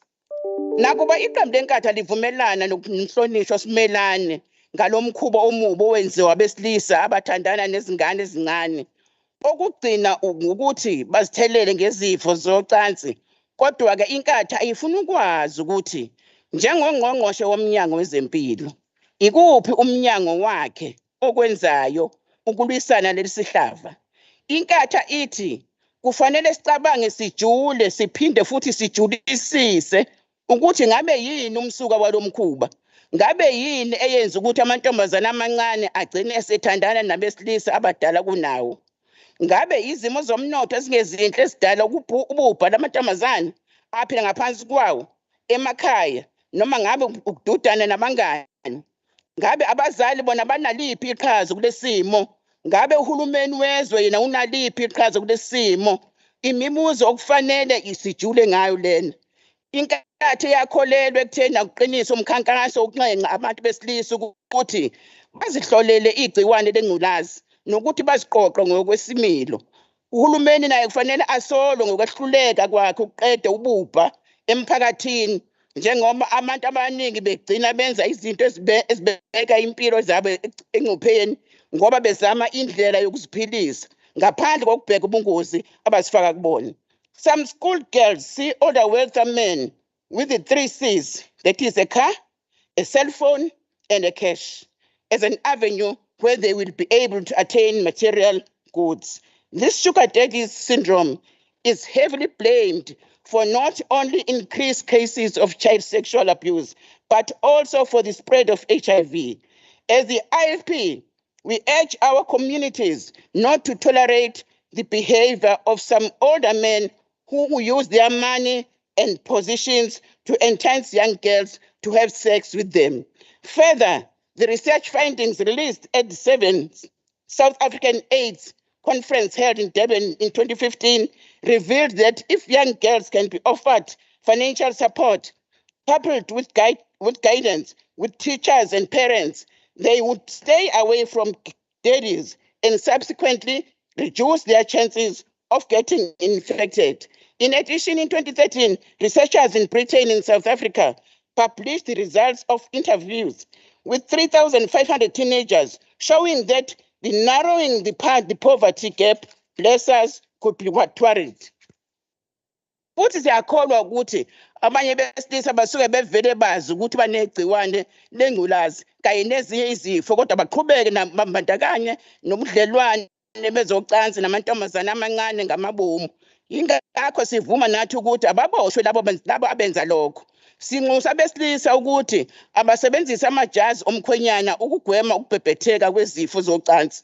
Further, we also concerned about male teachers who are alleged to be abusing female learners. The IFP believes that teachers have a responsibility of teaching learners and nurturing them into responsible citizens as opposed to abusing them sexually. Male teachers, please stay away from young girls.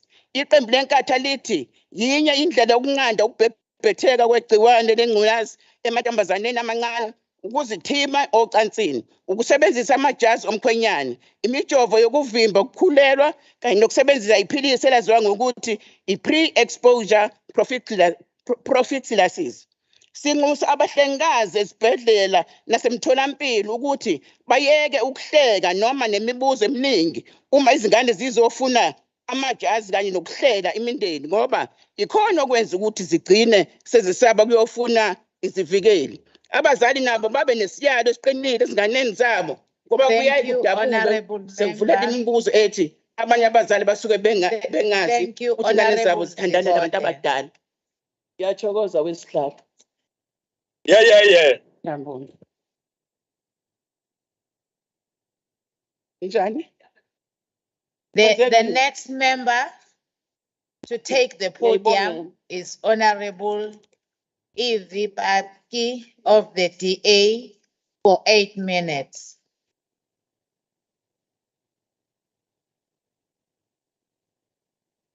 Honorable Speaker, honorable members in the House, members of the public, I greet you all. Good morning. The deliberate act of one person infecting another with a disease, regardless of the means or the gender of the perpetrator, is a particularly callous and evil deed. And it shocks the mind and it stirs up emotions of anger and despair and indignation. It can very easily give way to much stronger feelings of hatred and even vengeance. There's no doubt that such an act by a man and a woman is an act of gender-based violence. And it is gender-based violence on which I wish to focus. Within the full scope of gender-based violence, the chief protagonists in this scourge are indeed men and boys. It is therefore understandable that the motion is directed at men. I hasten to add that allied to gender-based violence is this modern-day phenomenon of sugar daddies and blessers. And I won't waste your time defining what a sugar daddy is. We all know it. It may be that the Honourable Similani penned this motion when she was busy doing it. She had these and other scoundrels in mind. What we do about the scourge is what matters.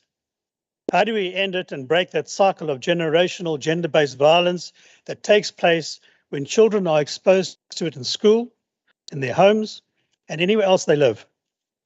Studies reveal that in South Africa, the prevalence of gender-based violence is very high. We know this. We rank amongst the top 5 nations in the world for femicide. The crime statistics released yesterday provide shocking evidence that we're not winning the war on gender-based violence or on violent crime. Efforts to counter it and bring about a new norm must be expanded and ramped up wherever and whenever possible. And I'm going to use this word norm several times this morning in my submission. And the reason is because it is so fundamental to the issue of gender-based violence.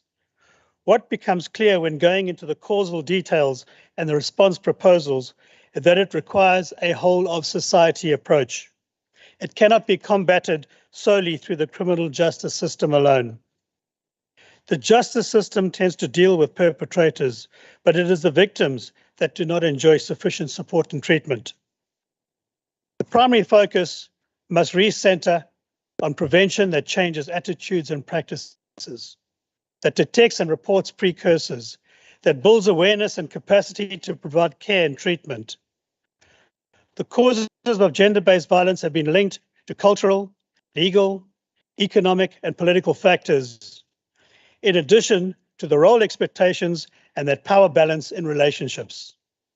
In a patriarchal society, this power balance can and does have a devastating impact on the scourge. The most common form of gender-based violence in South Africa is that of interpersonal violence, with an estimated 33 to 50% of all reported cases. Of great significance is the acceptance of violence as a norm in society, as a driver of gender-based violence. And I'm going to repeat that statement because it has such a significant application in the South African context. The acceptance of violence as a norm in society is a driver of gender-based violence. We have become used to acts of violence and intimidation. We see it with protest action, with mob justice, with gangsterism, with xenophobia, taxi wars, treatment meted out to members of the LGBTQ community. It is distressing. It is a distressing feature of our people that we resort to violent action with such alacrity and find it so easy to behave in a lawless manner. It takes place on a daily basis and it permeates the places where we live and work. This growing cancer needs strong, persistent, and multifaceted therapy. We must think back to the July riots of 2021. Those images we saw on TV and some of us on our doorsteps, such unchecked and politically motivated violent conduct on a scale that is akin to war. It had the capacity to lay this country to waste and made an impact so vast that it will literally take decades to recover.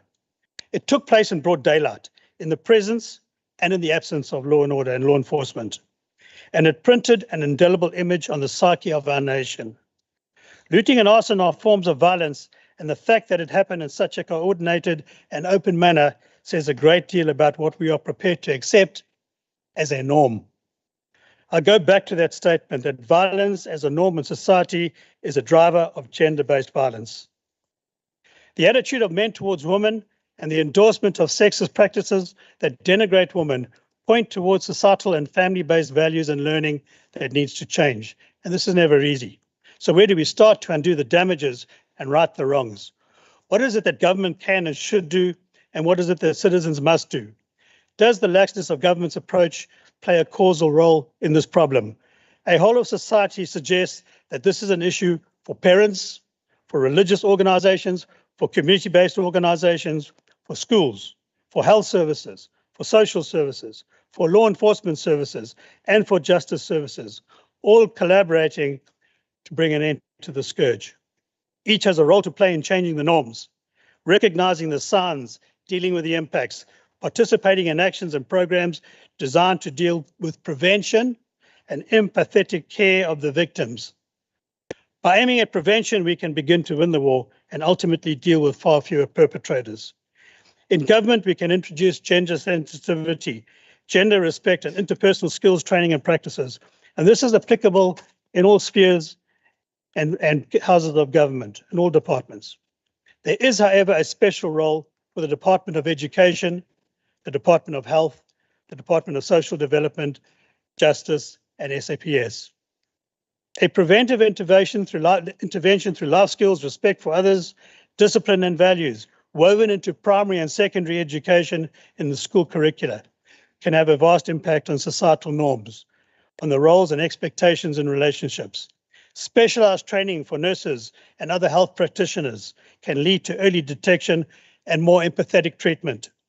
Training programs for more psychiatric and psychological practitioners to deal with a high number of cases in need of therapy and treatment. Changes to the reporting regime and the handling of cases at police stations to afford the necessary protection and response to victims and informants. Strengthening the justice system with more sexual offences courts to deal with caseloads. Beefing up the Commission for Gender Equality and the NPA Sexual Offences and Community Affairs Unit. Building care centres and safe houses for victims. What is needed is a more focused national strategic plan on gender-based violence that deals with the scourge in a coordinated and a holistic way. If anything has underscored the urgent need for societal change and greater government intervention, yesterday's crime report did exactly that. The numbers are staggering. 16 days of activism has come at the right time. Thank you. Thank you, Honourable Member. The next member to debate is Honourable LG Secha of the EFF for 6 minutes.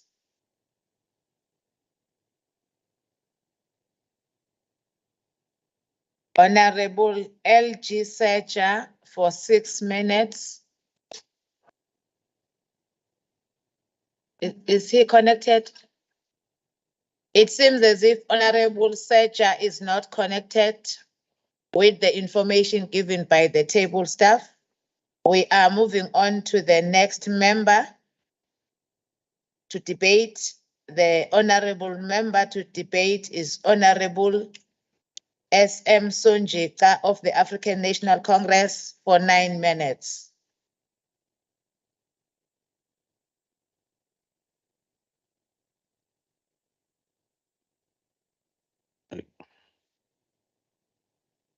Thank you very much, Honorable Chair of Chairs.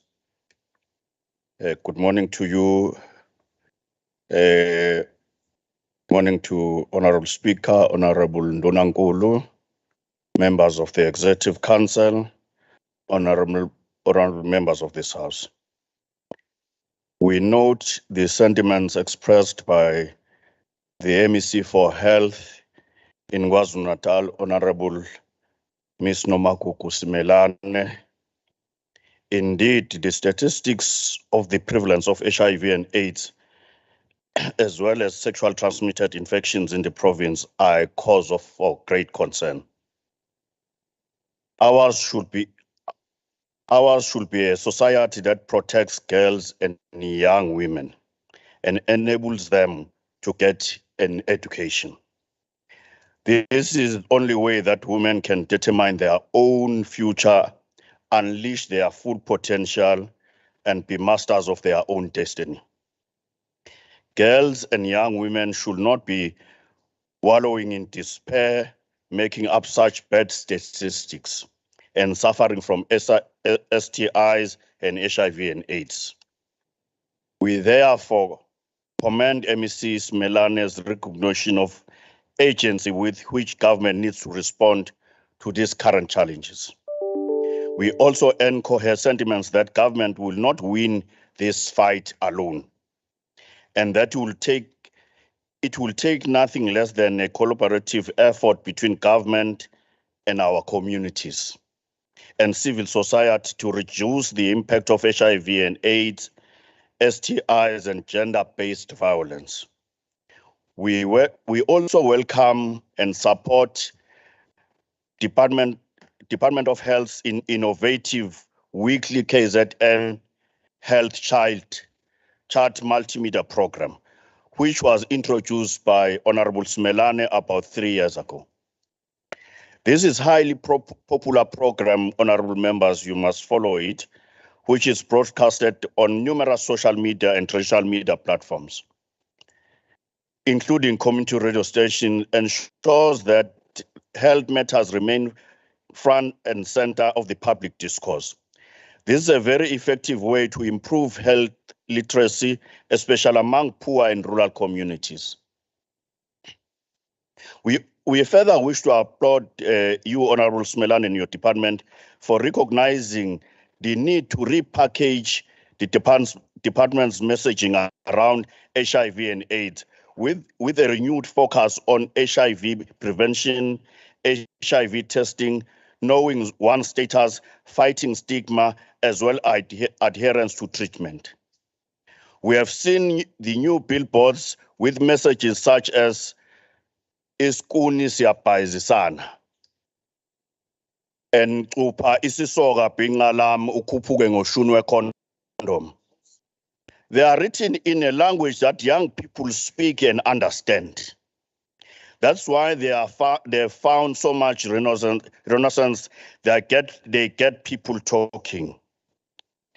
Phansi ngamablessa phansi. We also like to appeal to older men to respect themselves and desist from entering into intergenerational relationships. Sithiyekani ukuzihlambalaza madoda akithi. Stop exploiting these young girls by sleeping with them. In exchange for material benefits, you impregnate them and bese niyabalaxaza. This phenomenon of amablessa and sugar daddy is one of the key drivers of HIV infections, especially within the age group of the 15 to 24 and beyond. Equally, we appeal to the young women to remain humble and resist the temptation to seeking clarification and validation from material things. NgesiZulu sithi yonke into inesikhathi sayo. Focus on your studies and work hard so that you can afford your own expensive mobile phone, you can afford your own car, you can afford your own designer clothes, you can afford your frontal and high-inch Brazilians, weave, if you must have that weave. We also welcome the announcement by the Department of Health earlier this year that it is establishing youth-friendly zones at its facilities. We believe these youth-friendly zones will go a long way towards making it easier for young people to come forward and seek items such as condoms and family planning services without fear of being judged. We also commend the department for continuing to train its staff on how to render healthcare services in a non-judgmental way. As mentioned earlier, we should all agitate for the creation of an enabling society for women and girl child. Women who are educated tend to have more choices in life. They know their rights and are much less likely to stay in an abusive relationship or even succumb to gender-based violence. We therefore need to drive a policy formulation and implementation that will ensure that the girl children are supported throughout the schooling and tertiary education system, as well as through Black economic empowerment. We further maintain that conversation about GBV is a conversation that needs all of us, including parents, who in most of the time, they turn a blind eye when they know that this child cannot afford a cell phone, iPhone 14, for example. We also need to push our campaign of activism of no violence against women and children. But this campaign must not be only about a campaign that the Premier spoke about that would be launched tomorrow. It's a everyday campaign that we as men, we must lead. And we really applaud the MEC for raising this point, and we agree with Honorable Speaker, our act is not biting. Maybe we need to look at how it can bite so that we stop this scourge. Thank you very much, Honorable Chair of Chairs. Thank you very much, Honorable Langamandla. The Next member to debate, it's Honorable CM Shinga of the NFP for 2 minutes. Honorable Cynthia. There are many, Honorable Speaker, there are many factors influencing the increase of HIV infected young women, as there is a lack of awareness that people may be held criminally responsible for willfully transmitting the disease to others. It is a disgrace to see the victims of these perpetrators not receiving the legal advice they need from the communities and when reporting these crimes. They all fail to understand the violation of human rights in these incidents. Therefore, the NFP is proposing a concentrated intervention by the Department of Health with the SAPS to revamp programs that will deal with HIV and AIDS awareness in the youth and implementing longitudinal HIV and AIDS reduction study in the province. Honorable Speaker, in the context of older men infecting young girls and women with HIV, the level of proof necessary to support a criminal conviction is proof beyond a reasonable doubt. The general elements for criminal liability under the common law are conduct, unlawfulness, criminal capacity, and fault, which also perpetrate the escalation of GBV.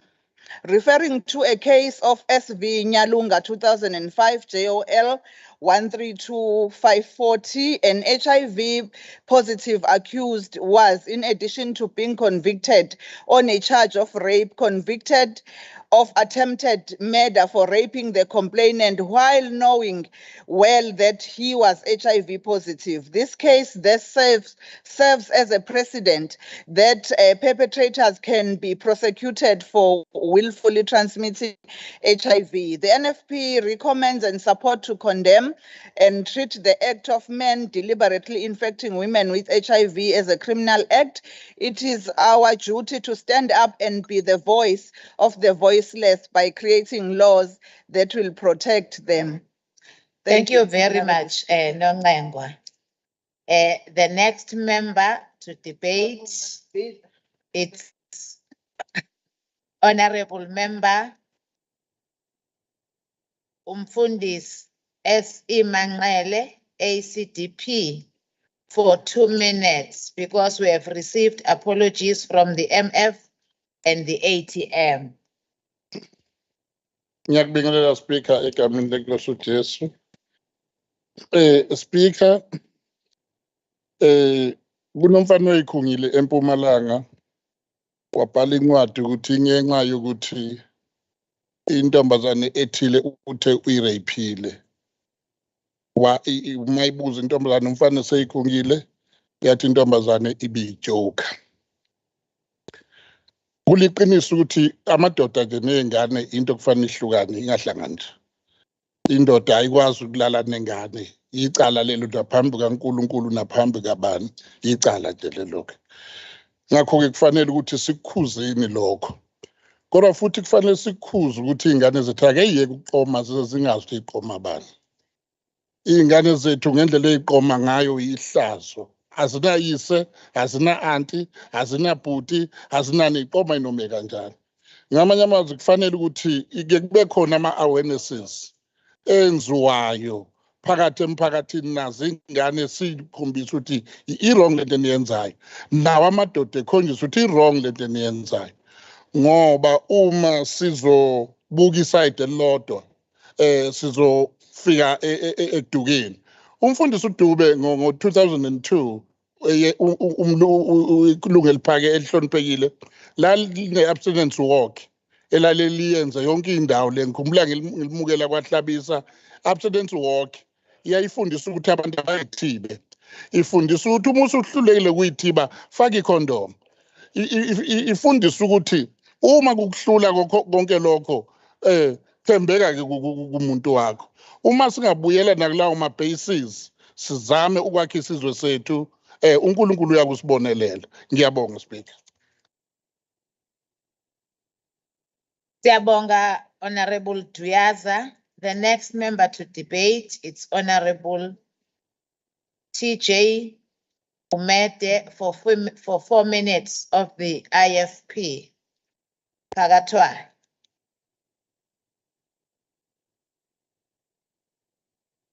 Thank you, Speaker. Somnam, it is ironic that the mover of this motion should be the one who's giving us direction. But because IFP exists to serve, we will constructively debate the motion against timelines. Much as we support outreach programs and responding to the call, but it all comes back to the department. Condemning and treating this cross-infection criminally will not solve the problem. Health has got only one pillar, that is prevention. In this instance, I'll talk specifically about syphilis, which is a very difficult disease to either diagnose or treat, not because tools are not there, but because it falls under the STIs, therefore becomes personal until the individual volunteers information and seek help. But by that time, it's often too late. Who infects who is a revolving door. Whether deliberate or not, will need a research discussion because when it comes to justice, they want facts. It means that then criminally, the offended will have to have a certificate to produce even that she was negative before engaging in the activity. But we do agree, MSC, there is a gap created by the health system and political. Sexual infections has been there for time immemorial, but were properly managed. South Africa has become a reactionary state. Laws are made until they contradict each other. If one speaks about a young woman, exactly who are we speaking about? An 18-year-old who, according to the law, is considered to be an adult. A 16-year-old who the South African law considers as a consensual age for sex, or the 12-year-old, according to the Amendment Act of 2007, statutory rape is below the age of 12. So who are we protecting by making these laws? So the debate around the age of consent is just another area of concern. Statutory rape has fallen below par. We are talking about the young women who are victims of poverty, hunger, ridiculed by their peers because the economic growth is non-existent. It barely moved from 34.5 to 33.9 in the second quarter of this year. Rural development has become a political song with no dancers. Speaker, this House cannot do justice to this motion. As such, the IFP recommend that the matter be given back to the chairperson of the portfolio and the portfolio committee to properly interrogate it. Thank you. We'll talk about it. If interrogation is the wrong word, we'll discuss it properly in there. Thank you. Thank you very much, Honorable Pagatwayo. The next member to debate is Honorable N.R. Majola for 10 minutes of the African National Congress. Jolinkomo.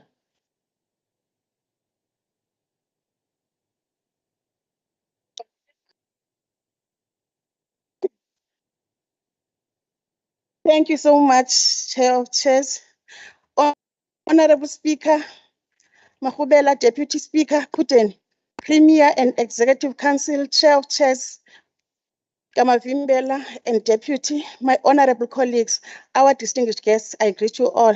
Speaker, let me open my debate with the quote by Mama Winnie Nomzamo Mandela when she once said, open quote, any acceptance of humiliation, indignity, or insult is an acceptance of inferiority. Close quote. Let me welcome this debate sponsored by Honorable MEC Gugu Smelan, which seeks justice for women who find themselves highly vulnerable because of various reasons that I will allude to. My approach to this debate will be more on social demographics and behavioral determinants of HIV infection among adolescent, girls, youth, and women. I will also further talk to social inequalities as predisposing factors to the HIV and AIDS. All that can only be concluded as psychosocial environmental factors contributing to this HIV and AIDS. Speaker, the issue of environmental factors is in the increase of HIV prevalence in young women is twofold. It can be micro, that means the one involving drug injection sites and sex workers, prisons and detention centers, and refugee collecting and dispersal centers. When it comes to macro, we talk of trade and trafficking routes, both drugs, sex and humans, labor mobility, urban and economic migration, and lastly, the geographic dispersal of population. The understanding of risk environment in the increase of HIV transmission is the key. In this case, the risk environment comprises risk factors exogenous to the individual, taking into account both the type and the level of environmental influence. Research into the prevention of the high level of HIV highlights the 4 types of environmental influence, namely the physical, the social, the economic, and the policy at 2 levels. The micro risk environment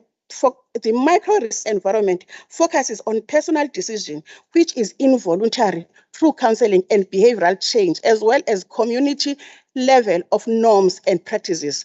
Whereas the macro risk environment seeks to capture structural factors such as laws, military actions, economic conditions, and wider cultural beliefs.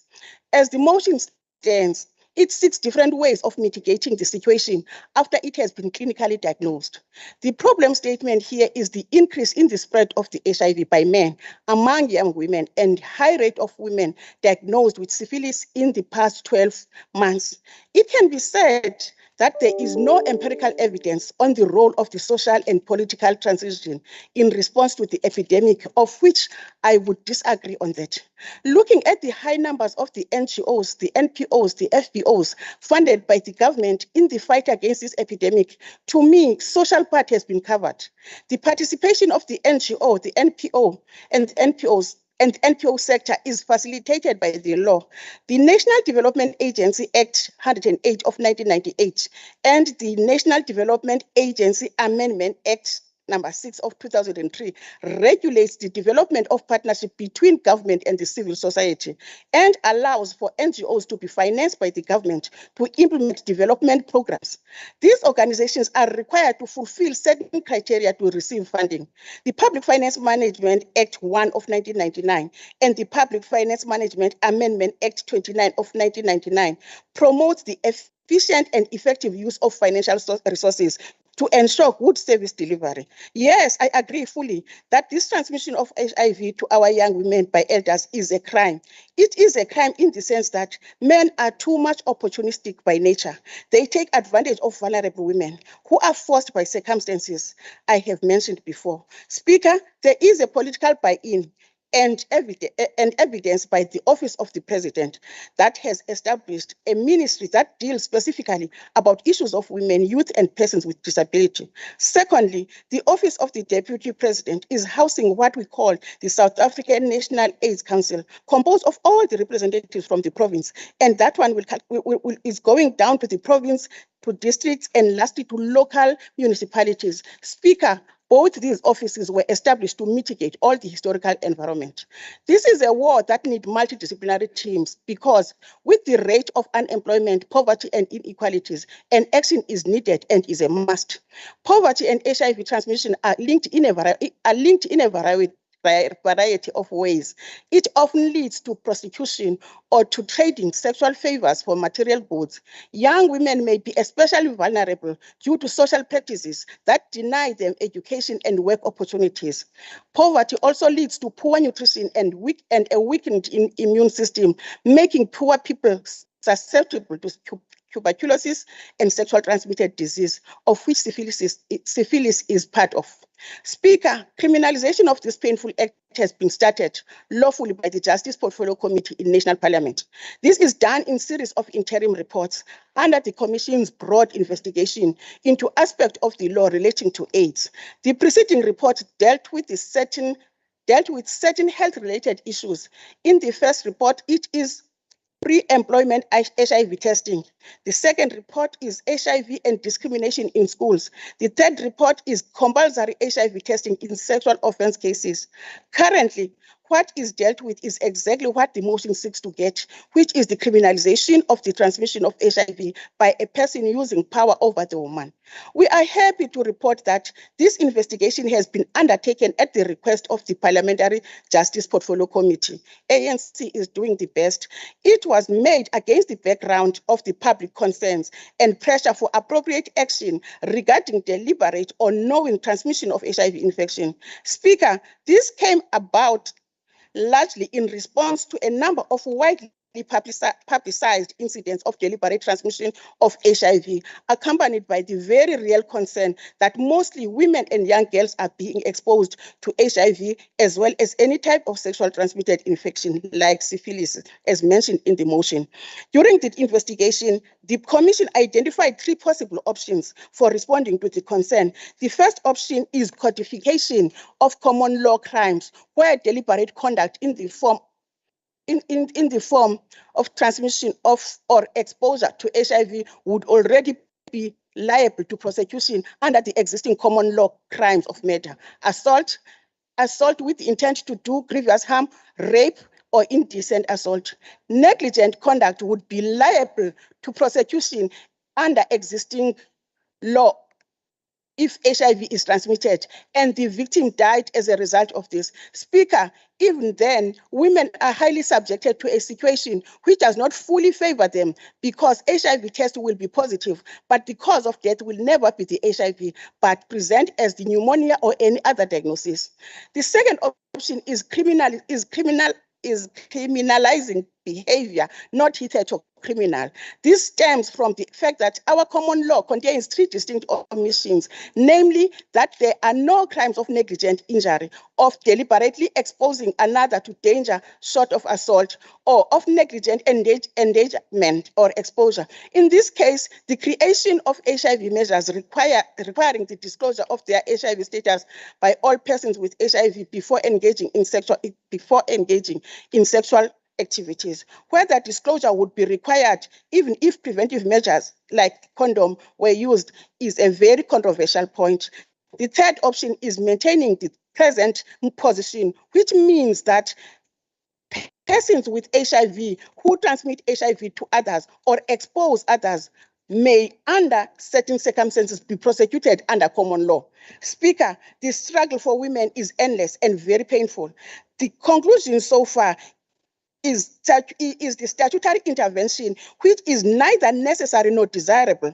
It is of the view that arguments against intervention override arguments supporting such step. Moreover, the Commission believes that strong indications from the entire process of research and deliberation weigh against statutory intervention, and that recommending new legislation under circumstances would not be principled. The major reasons for this conclusion are a lack of evidence that offences are occurring in regard to which statutory intervention along the lines envisaged is necessary. The second one is an HIV-specific offence.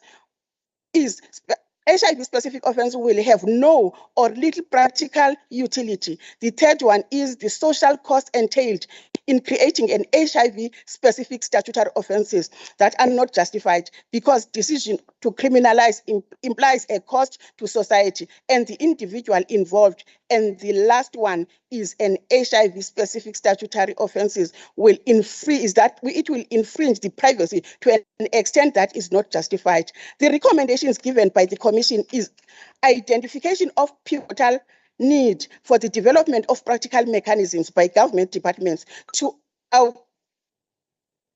wathinta abafazi wathinta imbokodo. Jolly Nkomo, siyabonga. Siyacela ke umhlonishwa uMagutshwa uPembeka Lokothwayo azovala le debate abeyivulile ngemotion yakhe. Magutshwa. Siyabonga kakhulu Sihlalo. Ngizoqala nje ekugcineni lapha kudadewethu uSihlalo uNomakiki. wekomiti kuyezwakala ukuthi ngempela ingane usihlalo uyawu-understanda lo mcimbi. Uyazi futhi ukuthi ama-issues esikhuluma ngawo are not necessarily health issues, but they are social issues. I agree with you. Socio-political buy-in is very much important in these matters. Chair, I think a majority yama members akhulumile agree that this matter needs a collaboration. It can never be a health issue, but it's a societal issue. So siyavumelana ke namalunga ahloniphekile. Honorable Spidla, uke ukhulumile ngendaba yokustrengthenisha i-health education or sexual health education, and I think I agree with her. Although ikhona i-program, we will continue to strengthen it and make sure that it goes out. And she was talking about youth in and out of school. Certainly, the program will continue to do that. Youth zones have already started in the different clinics, and we will make sure that we roll out that program, although it requires funding, but it is indeed a program that is needed, and we will continue to make sure that we are implementing it. We should work with, again, this is Honorable Spidla, we should work with the community safety on how the justice or the justice cluster in particular handles the matters of evidence when it comes to these cases. And I think it's a matter we will take up with MEC Hlomuga so that we are able to engage and discuss and collectively engage the National Department of Justice and see how these matters are going to be handled. Well, umhlonishwa uNkwanyana uvamile kona ukuthi ngithi sengiyavumelana naye avela ngikhiphe nje strat emgwaqweni bese khuluma ngenkatha sibe sikhuluma ngezinye izinto. Kodwa ke ngoba kukhona constructive akushilo ngiyavumelana naye kulokho akushilo mhlonishwa uNkwanyana. Ngempela i-sexual health education, like you said, is important, and we will continue to implement it. And yes, PrEP is available. Kodwa asikhulumi ngokuthi ingane ezincane azifike kwi-level yokuthi zize zidinga i-PrEP. Asifuni kuze kufike lapho. Sithi abantu abadala baye kontanga babo, bayeke ingane, so that singaze sifike ku-level yokuthi ingane sizi-expose kuleyo crisis of thinking about i-PrEP. Yes, PrEP is available and will be available to those who are ready to engage in sexual activities. But ingane ezincane asithandane nontanga bazo abafike befana nje, bafike kuyi-clean slate, kungabi khona omunye oletho kunye ey'nganeni just because yena usemdala and usedlule kwezinye izinto. Well, you know, uma ngabe, okay, mhlambe, let me speak to this later. Honorable Bapti, I think I agree with your challenges, and I'm agreeing with you for the first time, probably the last. I don't think we'll have anything else we agree on. But you are right indeed, and the approach that you are suggesting, I think it is something that should be actually collectively done by both government and society, because like I said, this is a societal matter. Umhlonishwa uSonjika, siyabonga kakhulu ngokuthi i-health chat abahlonishwa sebeyayazi, and we will continue, like you are guiding, to utilize it to provide information to communities. The intention of health chat is to give imphakathi yakithi information nge-health, nge-language abayi-understandayo, ngendlela abayi-understandayo, singakhulumi phezu kwamakhanda. Ngoba uma ngabe sikhuluma sodwa, kwesinye isikhathi we get tempted to speak ngama-terms, bese umphakathi ungakwazi ukuthola i-information properly. Kanti i-health chat isinika lelo thuba-ke lokuthi sikwazi ukuthi sichaze ama-issues are-health related ngendlela umphakathi ayi-understanda ngayo. So siyabonga ukuthi you are encouraging us lapho, and we will continue to utilize yona. The new messaging, certainly uyichanile mhlonishwa uSonjika, it's a new messaging meant to resonate with the new generation. Nama generation amadala will continue to have messaging ekhuluma nabo, but nalaba basha abancane bakhuluma ngendlela ehlukile. Kubalulekile ukuthi sikwazi ukuthi sikhulume ngendlela abayidingayo, and it's correct. We must never outsource parenting as abazali. Responsibility yethu ukuthi sikhulume nezingane zethu and make sure ukuthi siyayifundisa. And I think Honorable Shinga was also speaking to the same thing, and also saying we must engage the Justice Department, and we will be able to do so. Siyavumelana nobaba umhlonishwa uManxele ukuthi ingane aziye kuqoma. aziyeke ukuqoma isidingo singekho abaqome uma sebe ready and baqoma ontanga babo. I think that's where we must also discuss. Umhlonishwa uGumede was grandstanding and I don't think it's called isidingo sokuthi ngimphendule. Siyabonga kakhulu.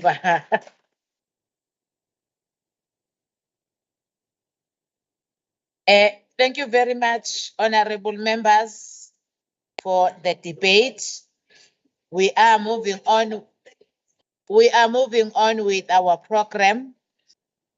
The honorable member to present a report on human settlement and public works on the department's performance against its annual performance plans.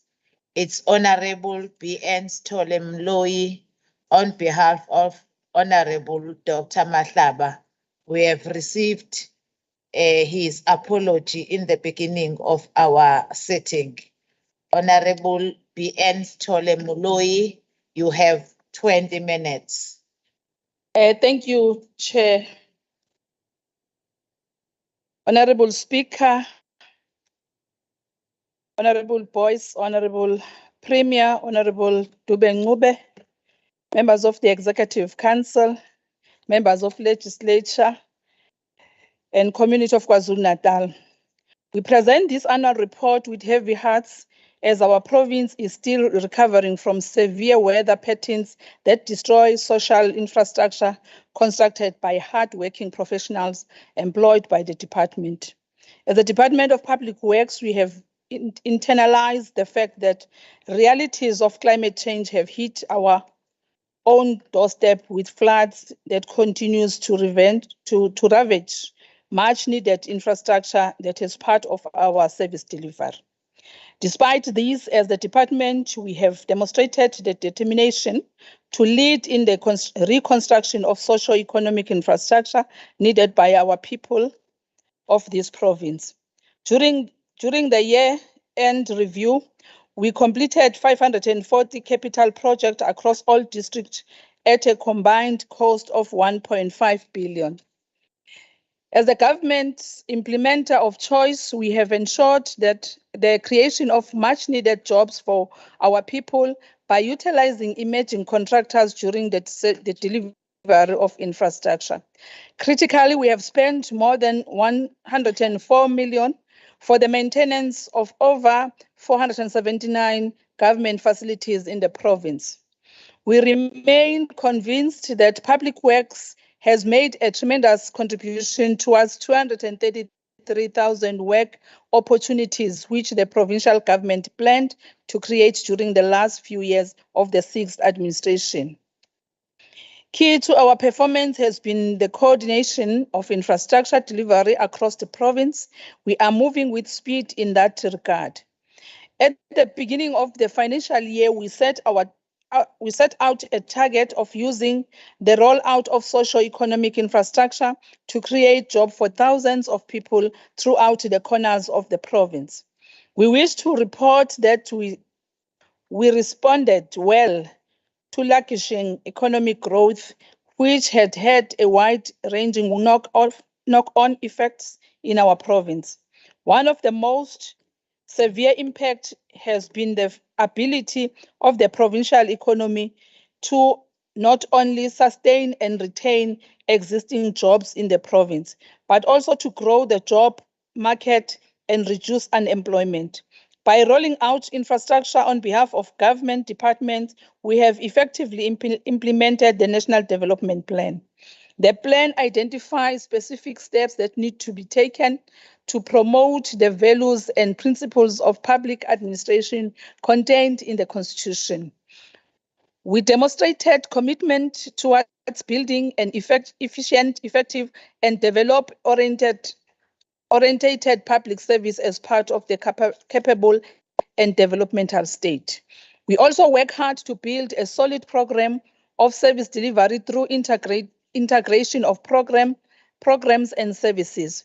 We have maintained a strong sense of accountability of senior management at the head office and across the district. The monitoring and evaluation of performance has greatly assisted the process of ensuring solid service delivery. On good governance matters, we worked with Provincial Treasury to do a thorough review of all government contracts, tracking performance, determining value for money, and preventing irregularities. We ensured consequence management by dealing with cases of fraud associated with procurement processes. Importantly, we worked with the Office of the Premier to ensure integrity in the workplace. The focus was to ensure that our workers served our people with dignity and honor. As public works, we are also paid, especially focused on issues of skill development during the year under review. We strongly believe that the skills development of our young people is fundamental to the growth trajectory that we have set ourselves as the province. Only massive production of appropriate skills and ensuring the access to apprenticeship or supervised training is the way to go. Department concentrated on 4 capacity building programs to empower the youth and assist them to find sustainable employment. That is internship program, bursary program, work integrated learning program, and school program. Our professionals in the built environment provide mentorship to students in a range of fields such as electrical, mechanical, structural engineering, quantity surveying, architectural, property valuation, and construction project management, spending approximately more than 24.7 million on bursaries and stipend for intern. To date, there are more than 57 young people that have been registered as full-fledged professionals. We have cognizance of the fact that modern economy demands human resources that are numerically and scientifically literate, technologically fluent and skilled at problem solving. In this regard, we offered bursaries to grade 11 learners in various high schools across the province, especially in rural areas.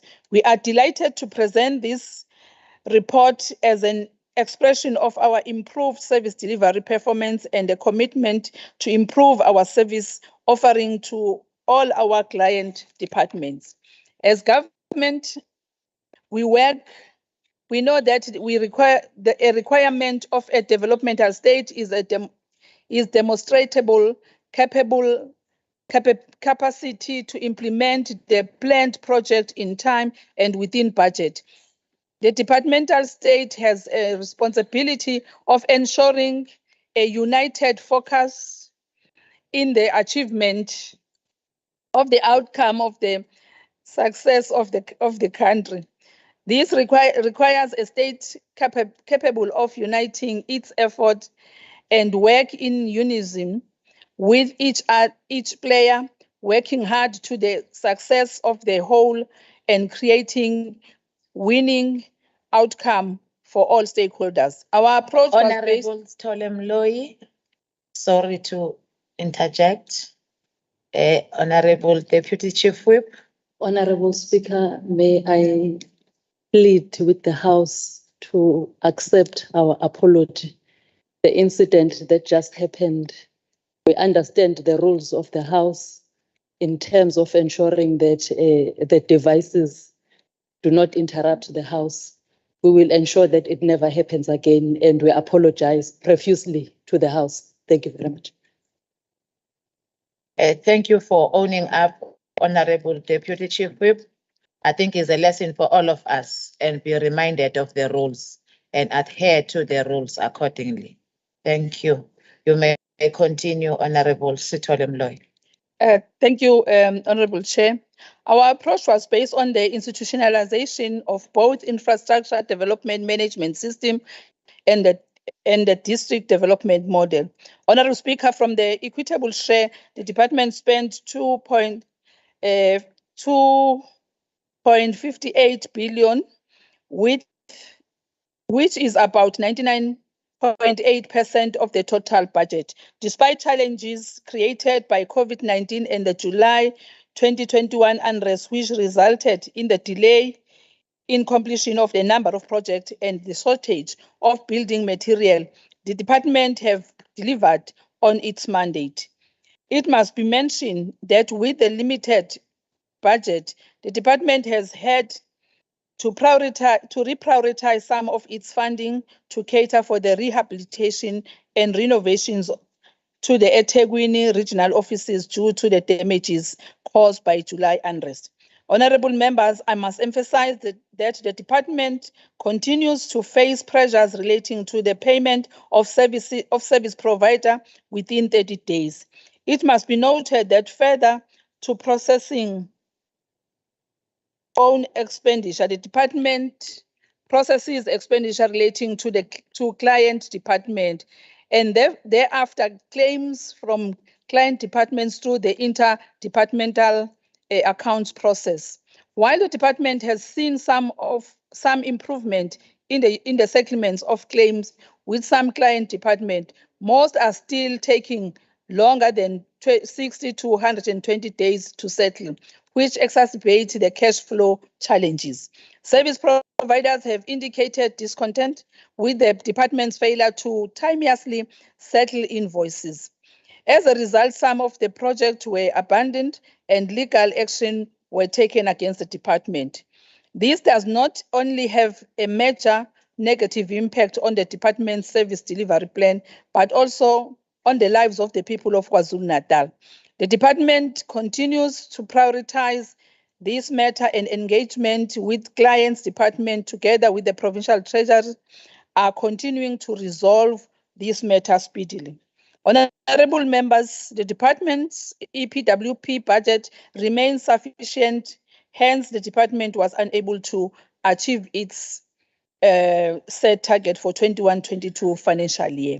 Department did approach the National Treasury and the National Department and Provincial Treasury for additional funding. However, the response was not favorable. This challenge continued to persist due to budgetary constraints faced by the department. Honorable Speaker, I must say that the department received an unqualified opinion in 21-22 financial year. As Kessel glance of AG's report reveal a plethora of instances of non-compliance and serious weaknesses. While irregular expenditure does not necessarily mean corruption, it does mean laws, prescripts, and regulations have been broken. It is critically important to ensure that we look to improve the monitoring of the leases to ensure that expiry leases are noted in a timely manner so that the necessary measures are taken to renew these leases or find new accommodation. AG noted this with concern that effective internal controls were not in place for the timely approval and processing of leases. Honorable Speaker, the annual budget allocated for property rates remain insufficient. The trend over the past several years is that there is always a shortfall.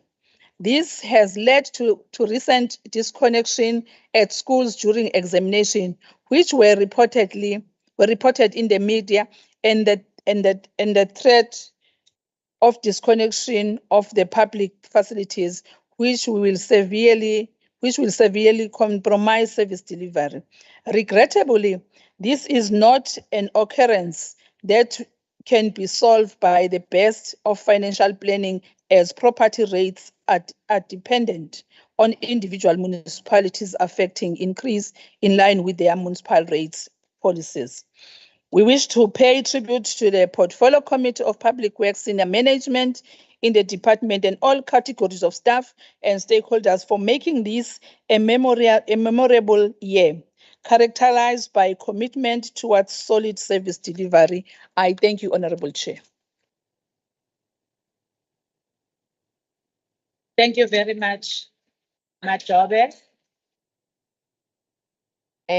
for that presentation. We are moving on with our debate on the audit findings of the SCOPA resolutions and the honorable members, the following honorable members are going to debate, having Honorable M. Govender, who is going to present the report of the SCOPA on audit findings and SCOPA resolutions for 2022 for 10 minutes. Honorable M. Govender.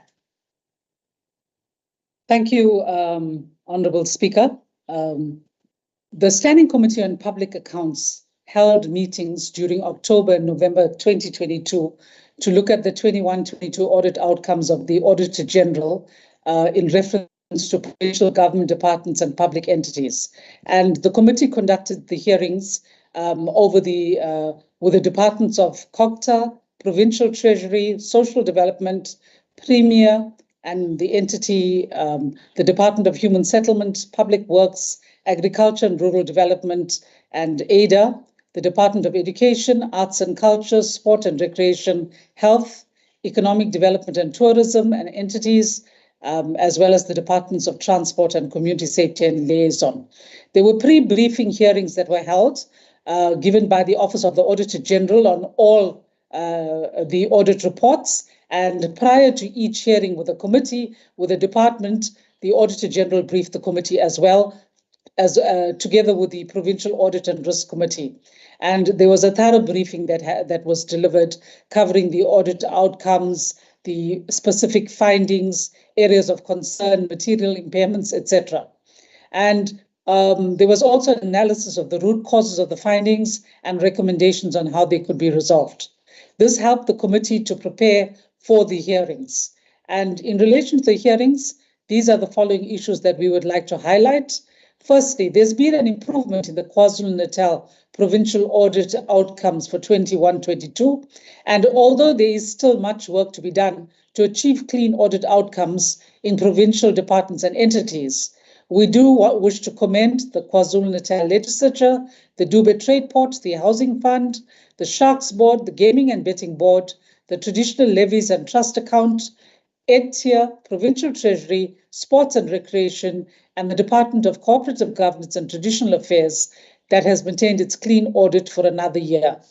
The following departments also improved to clean audit: the Office of the Premier, Human Settlements and Agriculture, and we must say, Honourable House Chairperson, that this is indeed to be commended. The departments that remained with unqualified audits but findings were Community Safety, Itala SOC, Public Works, Social Development, the IDFC, the Nature Conservation Board, and Education. So they had findings, but an unqualified audit, which we think can move towards completely unqualified. And we must say that the Department of Arts and Culture improved from a qualified status to an unqualified audit opinion, although there were findings. We also noted that most public entities improved, and those with audit findings were able to give us audit improvement plans on how they would improve their findings. We were concerned that the departments that received the bulk of the provincial budget allocation attained qualified audit opinions, and these are the Departments of Health and Transport in particular, and who had the repeat audit finding of qualified audit opinion. We're also concerned by the regression in some departments who are not following the local content regulations when awarding tenders. And we're concerned that the accounting officers appear to be failing to implement consequence management against officials who default. We urge all accounting officers and MECs to ensure that these trends are arrested. Now, in terms of unchanged and deteriorated outcomes, the Department of Transport was unable to resolve its qualification on accrued departmental revenue, as adequate reviews were not undertaken to ensure that all revenue was included in accounting records. The department was also qualified on expenditure due to poor controls, as payments were made for goods and services before they were actually confirmed as having been received. The Auditor General also has pointed out that there are internal control deficiencies and the failure to achieve reliable reporting. And this is of great concern, and there are slow responses by the leadership and management to previous audit recommendations and a failure to implement consequence management. The Department of Education continues to have recurring findings on the quality of its performance information and compliance with legislation, while the Department of Public Works had material findings on compliance relating to procurement, irregular expenditure, and consequence management. The Department of Health was qualified on the valuation of movable assets, the completeness of irregular expenditure, expenditure for goods and services, and accruals and payables not recognized. It was pointed out that the department has a history of poor records management over financial and performance information. And again, the culture of accountability and commitment is not being sufficiently set, and consequence management is not being consistently implemented. Auditees have a poor track record dealing with the irregular expenditure and ensuring accountability. The investigations into irregular expenditure are very slow, and disciplinary steps are not taken against officials who have permitted this. There's also an increasing trend by leadership to use incorrect or inappropriate technical justifications to resolve audit issues. The most common area of non-compliance identified by the AG related to material misstatements in the submitted financial statements, transgressions in SEM, failure to prevent irregular, fruitless and wasteful expenditure, and the lack of consequence management. And this emerges from previous years where recommendations have not been adequately acted upon. Irregular expenditure in the province has dropped, and we must be pleased about that, but the value of the irregular expenditure we do have is high. And the irregular expenditure has to be investigated according to the national framework. It has to be submitted to provincial treasury for condonation. What we are finding is that there are amounts submitted to provincial treasury, but they're not properly investigated. There's no consequence management. Condonation cannot take place. And as a result of that, most of the irregular expenditure in KZN has not been condoned, and we remain at the top of this list in the country. And the departments that have contributed mostly in 21-22 are transport, health, and public works. Okay, then in terms of findings on compliance with laws and regulation, there's been an improvement here, Honorable Chairperson, but there is still much work to be done. And many departments receive an unqualified audit opinion because it's the Auditor General's office that points out these are material misstatements, you have to correct them, they correct them, and then they receive that audit opinion. But people are paid to do this job, and this should not be happening. So we want the leadership to actually deal with this. In terms of supply chain management, there's a general disregard for adherence to supply chain management, and this has resulted in the larger amounts of irregular expenditure that we still see happening. This includes non-adherence to tender regulations, not following the competitive bidding process, not obtaining 3 quotations, and other such matters. The committee has been receiving regular reports from provincial treasury about the regularization of irregular expenditure, as I have said, and we will continue to follow up on all irregular expenditure. But we do believe that stronger disciplinary action needs to be taken by accounting officers against officials responsible for this. In most cases, it's due to a deliberate disregard of supply chain management regulations, the lack of proper planning, and the lack of capacity of staff in financial positions. In terms of material irregularities, accounting officers and authorities were notified of 17 material irregularities in provincial government from 2018-19 to date. 4 of these were either resolved or closed, and 13 have remained unresolved, and these include those reported in 1920 and 2021. They have an estimated financial loss of 566.5 million. And then, Honourable Speaker, we speak of the improvements in audit. We commend the Office of the Premier that moved to clean audit, the Department of Agriculture and Rural Development, which moved from unqualified with findings to a clean audit, the Department of Human Settlements that has improved to a clean audit, the Department of Arts and Culture as well. In terms of vacancies, there are many vacancies in the province, Honourable House Chair. And as a result of this, there are unspent funds, but also a lack of capability in key positions, which contributes to the poorer audit outcomes. So we urge that these vacancies be filled.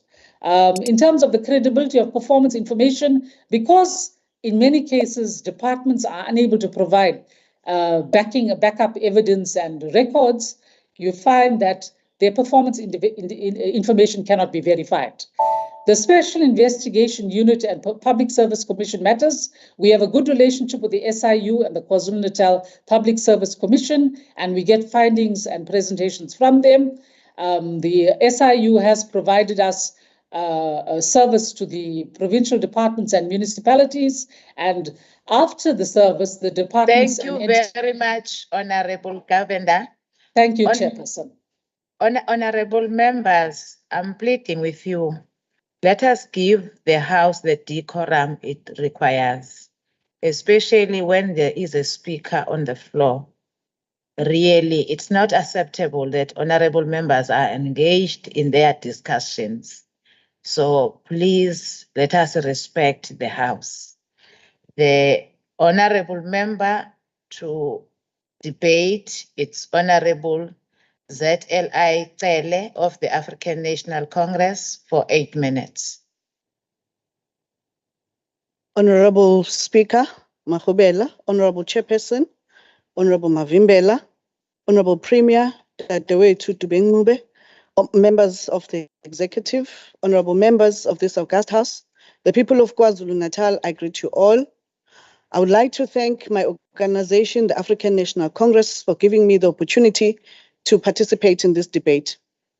Honorable Chairperson, during the Truth and Reconciliation Commission's hearings, Walus Yalus, when he was giving an account of how he killed Comrade Chris Hani, he said, I quote, "I did not want to shoot him in the back. I called to Mr. Hani. When he turned, I fired the first shot in his body. As he turned and fell down, I fired a second shot at his head." I close quote. Comrade Chris Hani was shot and killed in front of his 15-year-old daughter, Nomakwezi, 29 years ago. May his revolutionary soul rest in eternal peace. It is very painful that the Democratic States Constitutional Court judges who have benefited from Comrade Chris Hani's military struggle and sacrifice with his own blood to achieve this democracy has released this Polish foreign murderer who killed our hero. Lala ngoxolo Comrade Thembisile Hani, siyobonana kwelizayo, kodwa we will continue to fight. Parliament must urgently deal with these apartheid laws that are still being that are still being used and by this untransformed judiciary, so that justice could be experienced by our people our poorest of the poor in this country, as envisaged by the Bill of Rights and the Freedom Charter. Honorable Chairperson, on vote 6, which is Provincial Treasury. The department has received a clean audit opinion in the 2021-22 audit outcomes. With few findings. We pride ourselves as the province that the provincial treasury continues to lead by example by obtaining a clean audit, thus keeps setting a bar high for better administration, accountability, and governance to constructively affect the lives of all citizens. Congratulations, Honorable Ngonyeni. However, Honorable Ngonyeni and Chairperson, we must hasten to say that there is a need for urgent intervention on the condonation process of all provincial irregular expenditure requests by different departments to Provincial Treasury. The non-response from Treasury affects the audit outcomes of some of the departments, for an example, Department of Health. Honorable Chairperson, on vote 7, the Department of Health, which has the second biggest budget allocation in the province of 49.6 billion, has received a qualified audit opinion.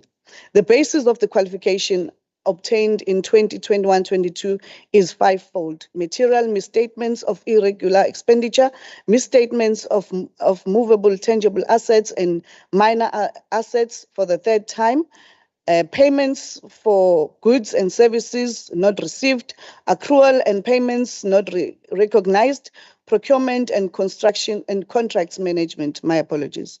We must advise the House that the department has furnished the Auditor General and SCOPA with over 65 responses of the matters raised. In my view, this shows that the department is trying its level best to deal with these issues.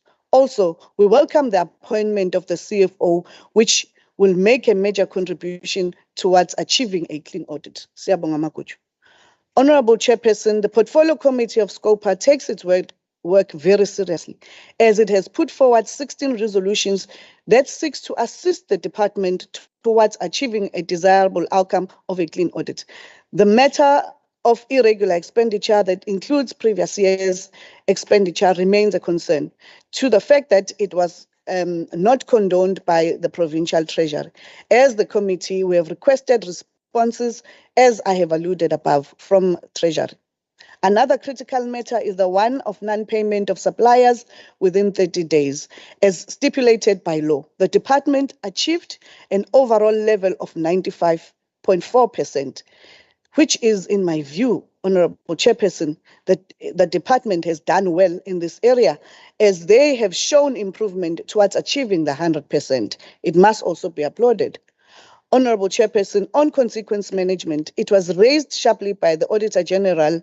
It must be noted, though, that the department constituted 169 investigations relating to allegations of incorrect awarding of contracts, theft, employees performing unauthorized remunerative work outside the public service, and misappropriation of inventory, covering the period of 1 April 2018 to 31 March 2021. For me, this is a department that's striving towards a clean audit.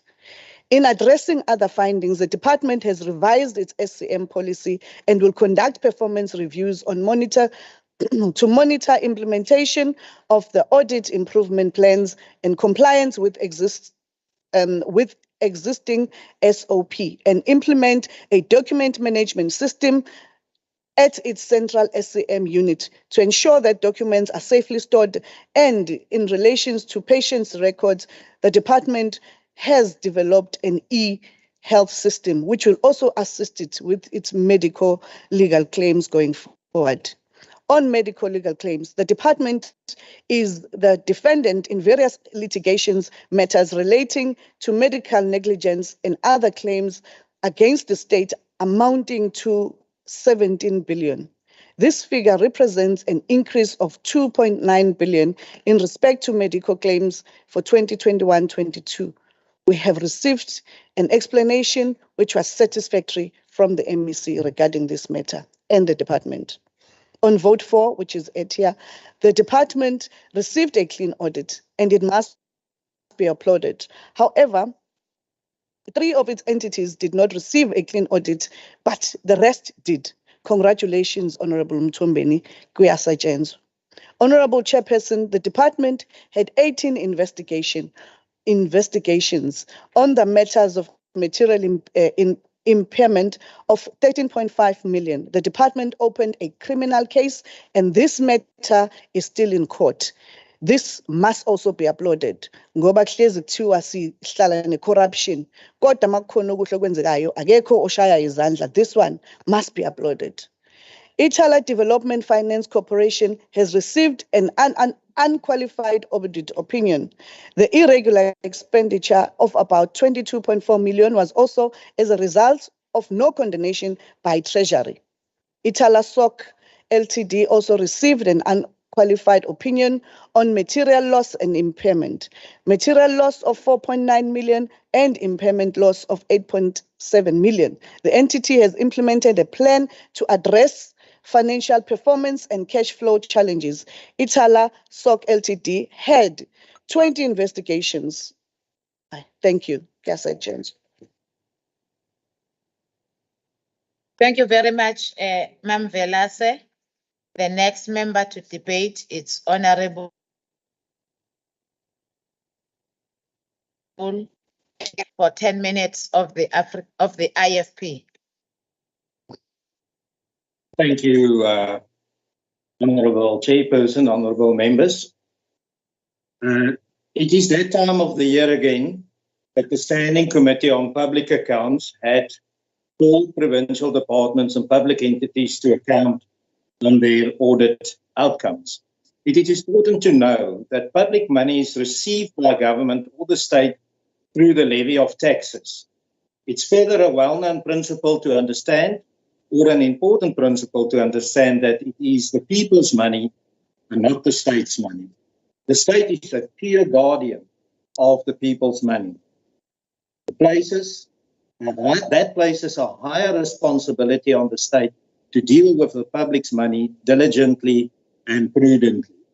In essence, the state holds the people's money in trust and must spend it with the utmost trust. The people's needs are great and has an impact on their lives and may even be a matter of life and death. Taking this into account, the people's demand that the public funds are dealt with in a manner that benefit them. Public money ought to be touched with the most scrupulous and consciousness of honor. This is not to produce of riches only, but also the hard earnings of labor and poverty. It is drawn even from the bitterness of want and misery. Not even a beggar passes or perishes in the street whose might is not in the mass. And this is a quote from Thomas Paine. I further refer to a quote from Margaret Thatcher. Let us never forget this fundamental truth. The state has no money other than the money which the people earned themselves. If the state wishes to spend more, it has to do only by borrowing their savings or by taxing you more. It is not good thinking that someone else will pay, that someone else is actually you. It is only the taxpayers' money. In the quote, accepting these truths, there can be no excuse for negative audit findings of any sort, of any kind. A clean audit merely is the basic requirement of the audit world. To be able to make an audit finding, it is the bare minimum threshold that must be complied with. It is a known fact that if one cannot comply with the bare minimum, it's a breeding ground for corruption, fraud, irregularities, and theft. Although there has been an improvement in the KZN provincial audit outcomes for 21-22 years, it's still not enough. Sadly, some of the departments that received the bulk of the provincial budget allocated had attained qualified audit opinions, particularly Department of Health and Transport. Further, the Department of Education continues to have recurring findings on the quality of their performance information and compliance with legislation. Not to even mention material findings of compliance relating to procurement processes by the Department of Public Works. Supply chain management transgressions, failure to prevent irregular expenditure, fruitless and wasteful expenditure, and ensuring accountability stays a major problem in departments of the province. Our province remains the leader of irregular expenditure in South Africa. How does this work with what is expected by the public and our country's law? It is a slap in the face of the people of South Africa and of this province if the government does not show total dedication and to adhere to the trust placed in their hands. The non-compliance of this trust leads to only one consequence, and that is a lack of service delivery to the people. That sacred promise that the government made when they got elected and voted into power. No wonder there is a constant decline in support towards the ruling party, as service delivery is lacking. During the hearings that took 9 days and written 121 resolutions were taken. The goal will be to have taken no resolutions at all. But sadly, that didn't happen. It is important to note that if the problem set out in the resolutions is not solved, the people of the province will react by voting accordingly in the upcoming elections in 2024. The audit transgressions as set out in the report is unacceptable. Let's be clear, if action is not forthcoming, the proper consequences is not applied, the ones that will be removed is the politicians in control of these departments. And this will happen through the ballot. Full stop. So MECs need to pull up their socks and take responsibility. If I had to go through the 95 pages report together with the resolutions, one by one, it will take days. It would also make for a depressing debate. It is clear that the people of this province will demand accountability. And that has been said. The talk is cheap. It's now time for action. We will have to do what is right. Thank you, Chair.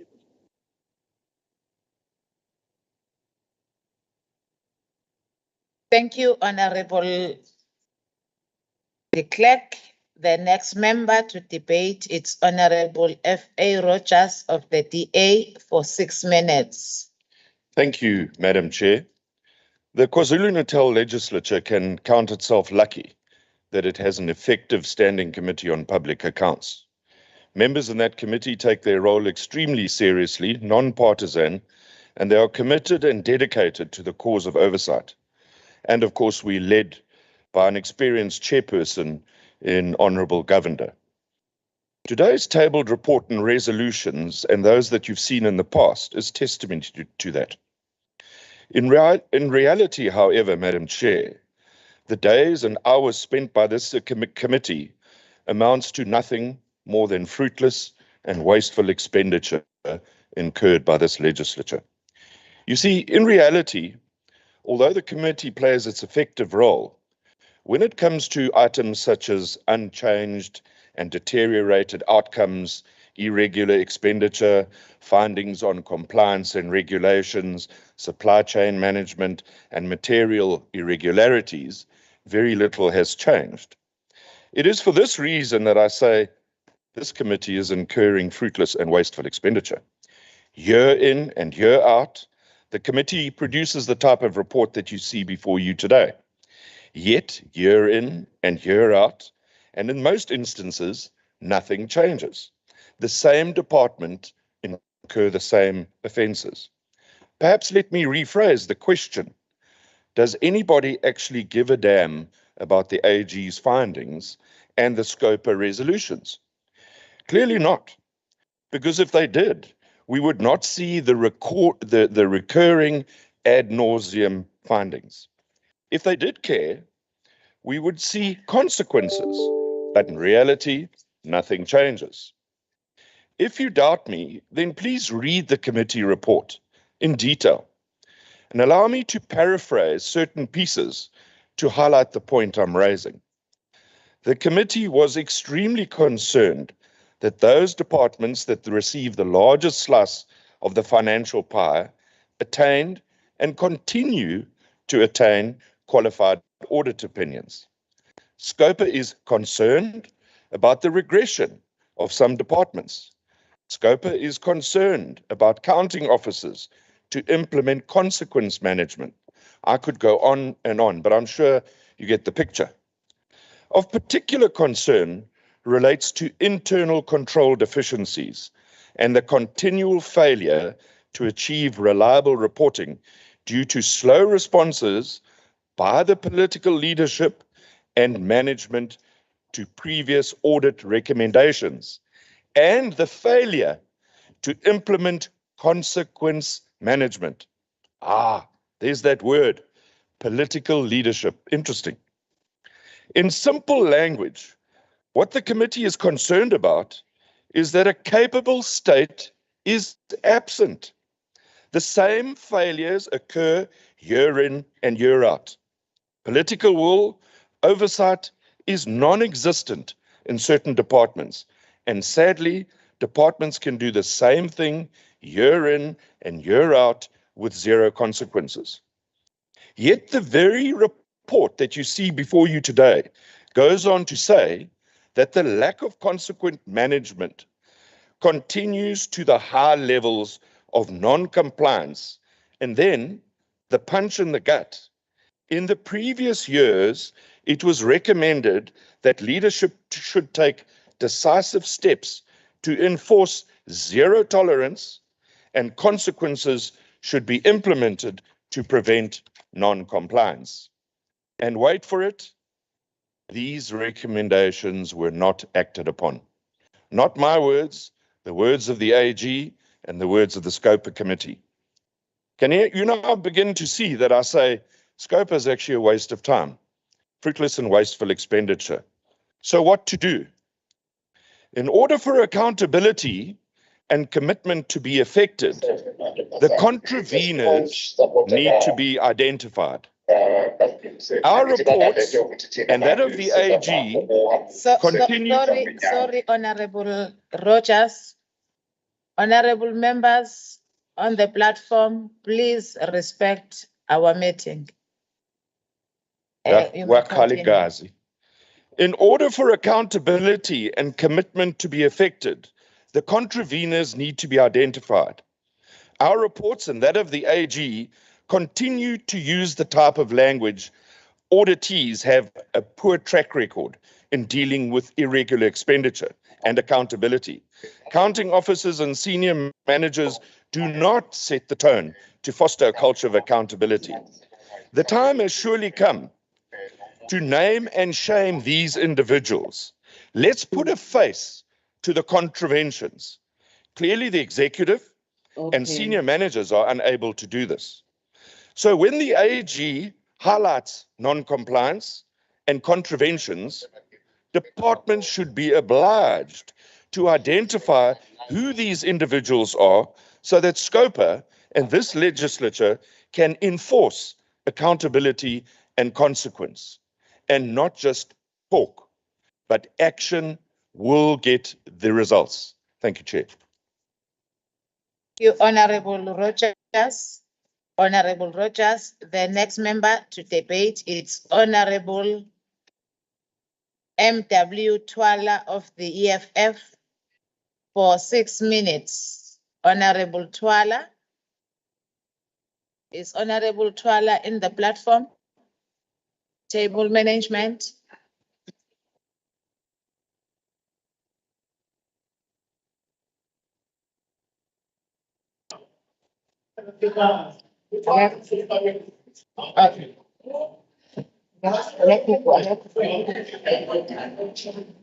Table staff, is Honorable Twala on the platform?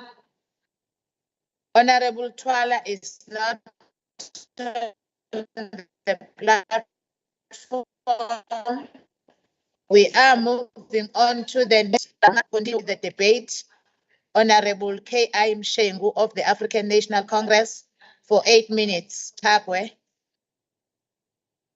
Thank you, Chair of Chairs, Madam Speaker, Honorable Premier, and honorable members of the House. A government and a public service exists because there are people who must be served and serviced.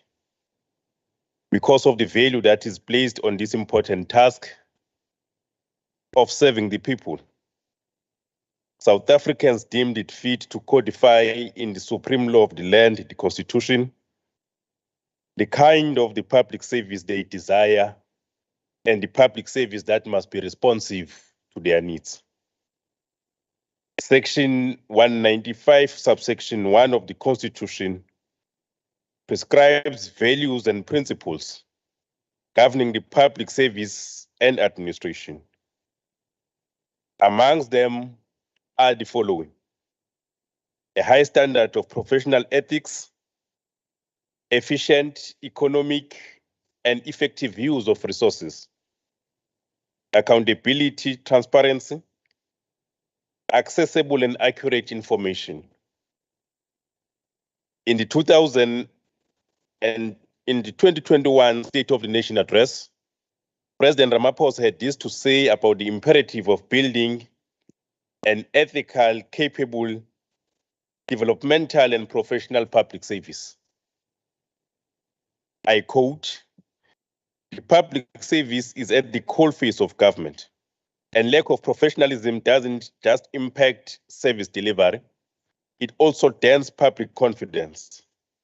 Only a capable, efficient, ethical, and development-oriented state can deliver on the commitment of improving the lives of the people.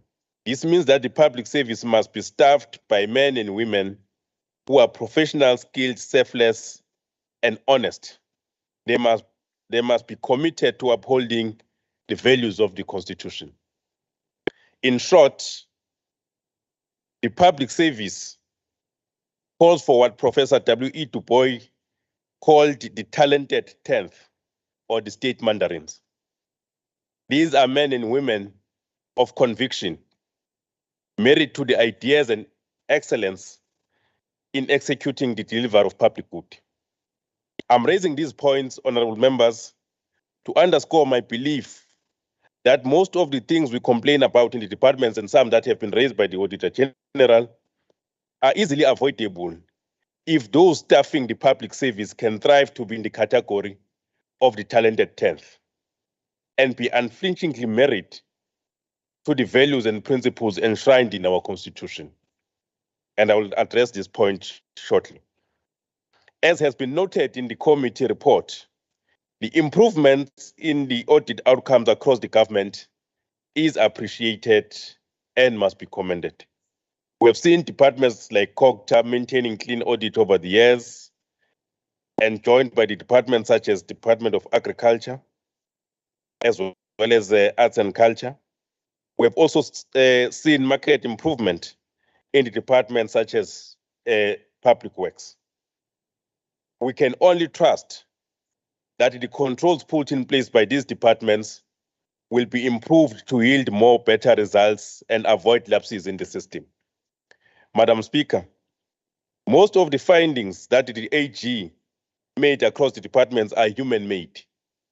It is my considered view that they result from the lack of professionalism and capabilities, inefficiencies, and disregard of efficient economic and effective use of resources. My view is validated by, amongst others, the following findings by the AG. In the Department of Public Works, incurred the fruitless expenditure, which was caused by payments of the Archibus system, which was not used. The Director ICT does not have a minimum education and training, as well as the relevant experience required for the position. In the Department of Arts and Culture, payments for infrastructure goods were paid, while goods were not on the ground for the Tugu Library project. The library project and buses purchased not covered or are converted into mobile libraries are underused by the department. These are instances where surely none will disagree that they would have not been possible in the public service that is immersed in the value and principles enshrined in the Constitution. A capable state cannot have someone at a director level with no qualification and experience required for that position. An efficient and economic prudent civil service cannot pay for infrastructure goods that are not on the ground. These findings of the AG are a mere symptom of the problem that we must deal with. And that problem can only be addressed by building a meritocratic civil service staffed with the talented 10th and driven by the injunctions of our Constitution. The symptoms will be recurring until we address the root cause. Therefore, the systems that the department must also put in place should be able to eject out those that are not fit for purpose. A blatant commission of irregular and wasteful expenditure must invite concomitant action that will also serve as a deterrent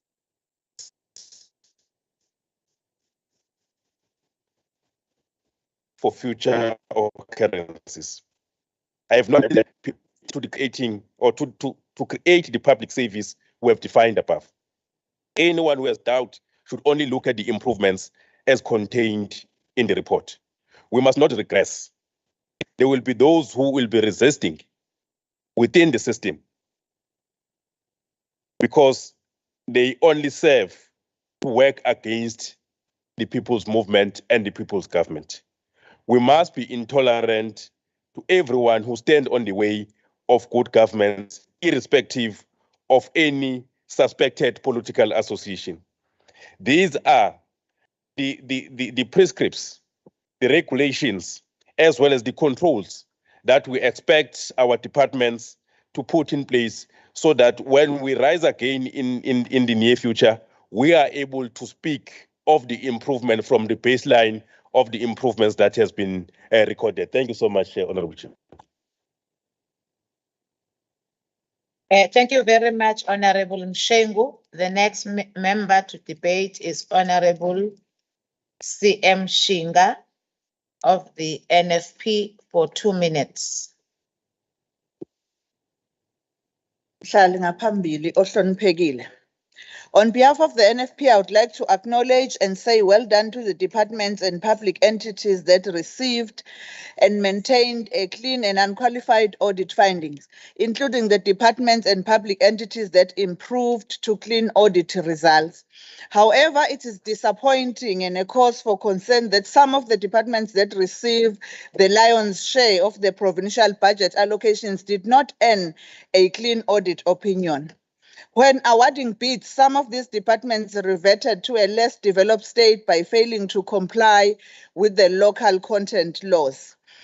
Honorable Speaker, the accounting officers failed to implement consequence management in contrast to officials who did not comply with procedures when dealing with finances of the department. The failure to adhere to these procedures resulted in fruitless and wasteful expenditures as well as high value of irregular expenditure. It is promising to observe that the total irregular expenditure in the province has plummeted by 23% over the last 4 years, from 12.45 billion in 2018-2019 to 9.54 billion. However, the cost incurred remains extremely high. The lack of respect for supply chain regulation is another element that contributed to high amounts of irregular expenditure. The NFP urges departments to ensure that all accounting officers and senior management place a high priority on embracing a culture of accountability and obligation. The SIU and the Public Service Commission serve critical roles in matters requiring investigations in the department. Nonetheless, it is regrettable to discover that most departments have yet to pay for services done. The NFP supports the financial disclosure framework as a tool for managing the declaration of financial interest by public officials. Thank you, Stan. Thank you very much, Maplose. The next member to debate is Honorable RZP Zulu of the African National Congress for 5 minutes. Makeba.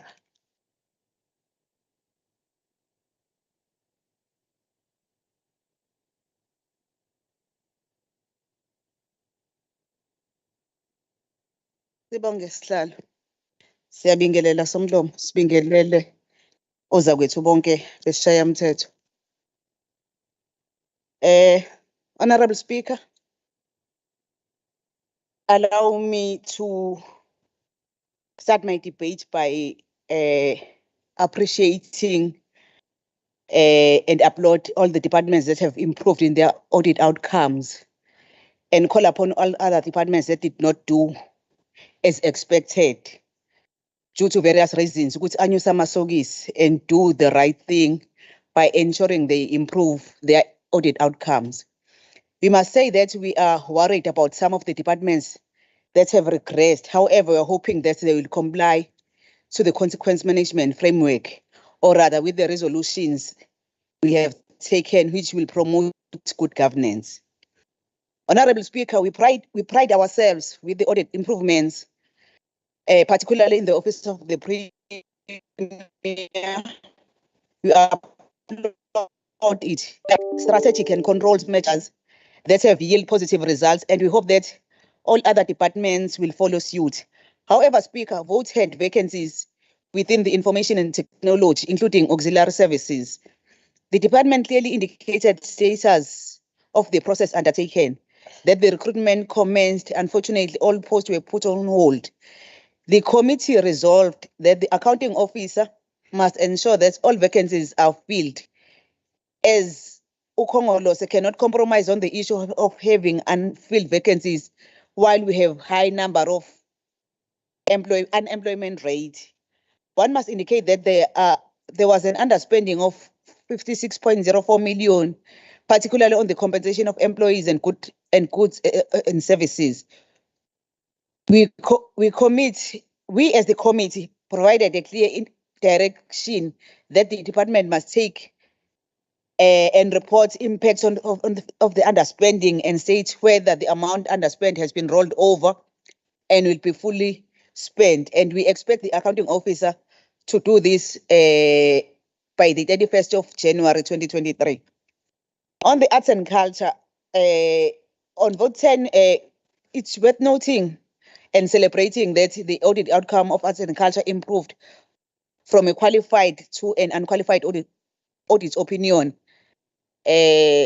Sigcizelela nje ukuthi unqualified usukuthi kwenziwe kahle.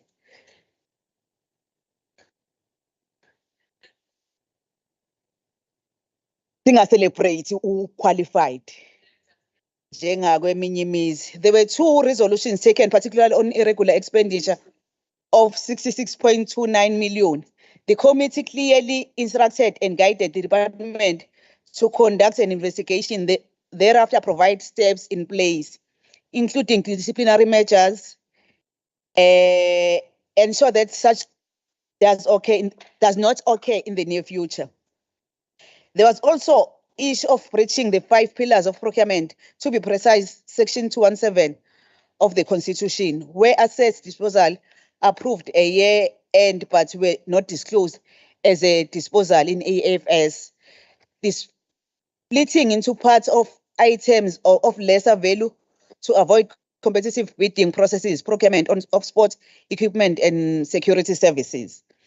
Chair, on social development, the committee had few issues that it resolved on, such as Resolution 96 of 2022, particularly on Program 3 on children and families.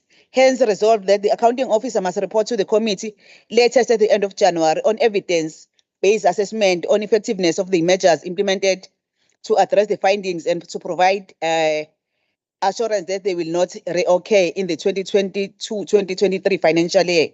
Again, a resolution on transfers of funds to NPOs were noted, including the department's steps taken, such as developing and implementing schedules of monitoring and evaluation through different methods, going as so far as in social media, Microsoft, etc., where the committee resolved that the accounting officer must submit the effectiveness strategies employed to address the audit findings in 2022 and 2023. I thank you, Honorable Solomon.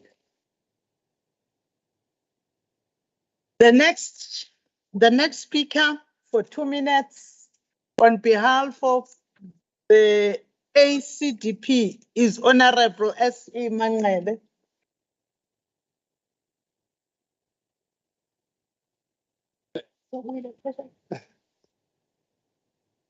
Greeting you, Speaker, again. As ACDP, we want to congratulate and praise God for those departments whom they obtained unqualified report according to the AG. We'll also like to pray for those who did not to follow the same track. But, Honourable Speaker, the issue of the officials should account if things are not going well in their departments. Then the Department of Human Settlement, we saw that they received 3 million from the Minister of Finance. But they must be aware, because there is a red flag of poor performance in KZN. My concern is about the people of Nanda A residents who were affected by the floods, who has not received the assistance up to this far. So we need not to let our people down by poor planning and implementation, which cause slow delivery against our milestones. I hope the dream of our Premier, I heard her saying these people should be helped and be settled very soon, and hoping that the complete units are in a suitable area which will not lead us into trouble again. And okugcina, Speaker, ukufisa sengathi ama-departments enganyusa amasokisi ikakhulukazi lawo angabanga umsebenzi ophulisile. Ngiyabonga. Kuleyo ndawo yamasokisi kuphela isikhathi. Ngiyabonga. Sorry, Baba, but it's the shoes. The next speaker on behalf of the DA for 2 minutes is Honorable F.A. Rogers. Thank you, Speaker, and may I say that it's good to see you again. It's good to be back in South Africa. Madam Speaker, I want to make a few comments, and I want to concur with Honourable Mshengu. And Honourable Mshengu had some very good points. He spoke about everything that I think I raised: capable state, people being fit for purpose, accountability, consequence. The one mistake Honourable Mshengu did was he said the ANC can fix this. In reality, you can't fix it. And don't listen to me. Let me again tell you what the Auditor General says, not what I say, what the Auditor General says, because you should have fixed this. You've had long enough. And the Auditor General says, in the previous years, he doesn't talk about last year, he's talking about in the previous years, it was recommended that leadership should take decisive steps to enforce zero tolerance, and consequence should be implemented to prevent non-compliance. Now, if you'd done that as the ANC, we wouldn't be here debating these issues. And he goes on in the AG's report. Again, it's his words, not my words. He says these recommendations were not acted upon. So when you stand here and you grandstand and say the ANC can fix this, the AG disagrees with you. He says you've been given time, you haven't fixed it. And this is why I'm saying, and I'm proposing to this House, if we want to deal with non-compliance, then we need to give it a face. We need to give it a name so that SCOPA, this legislature, and committees can deal exactly with what Honourable Mshengu raised.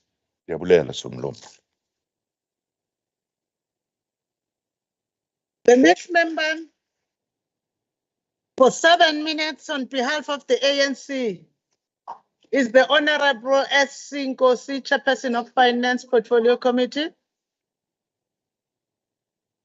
Kuye kube kuhle ukuthi umuntu asondele ngaseduze thisho omkhulu.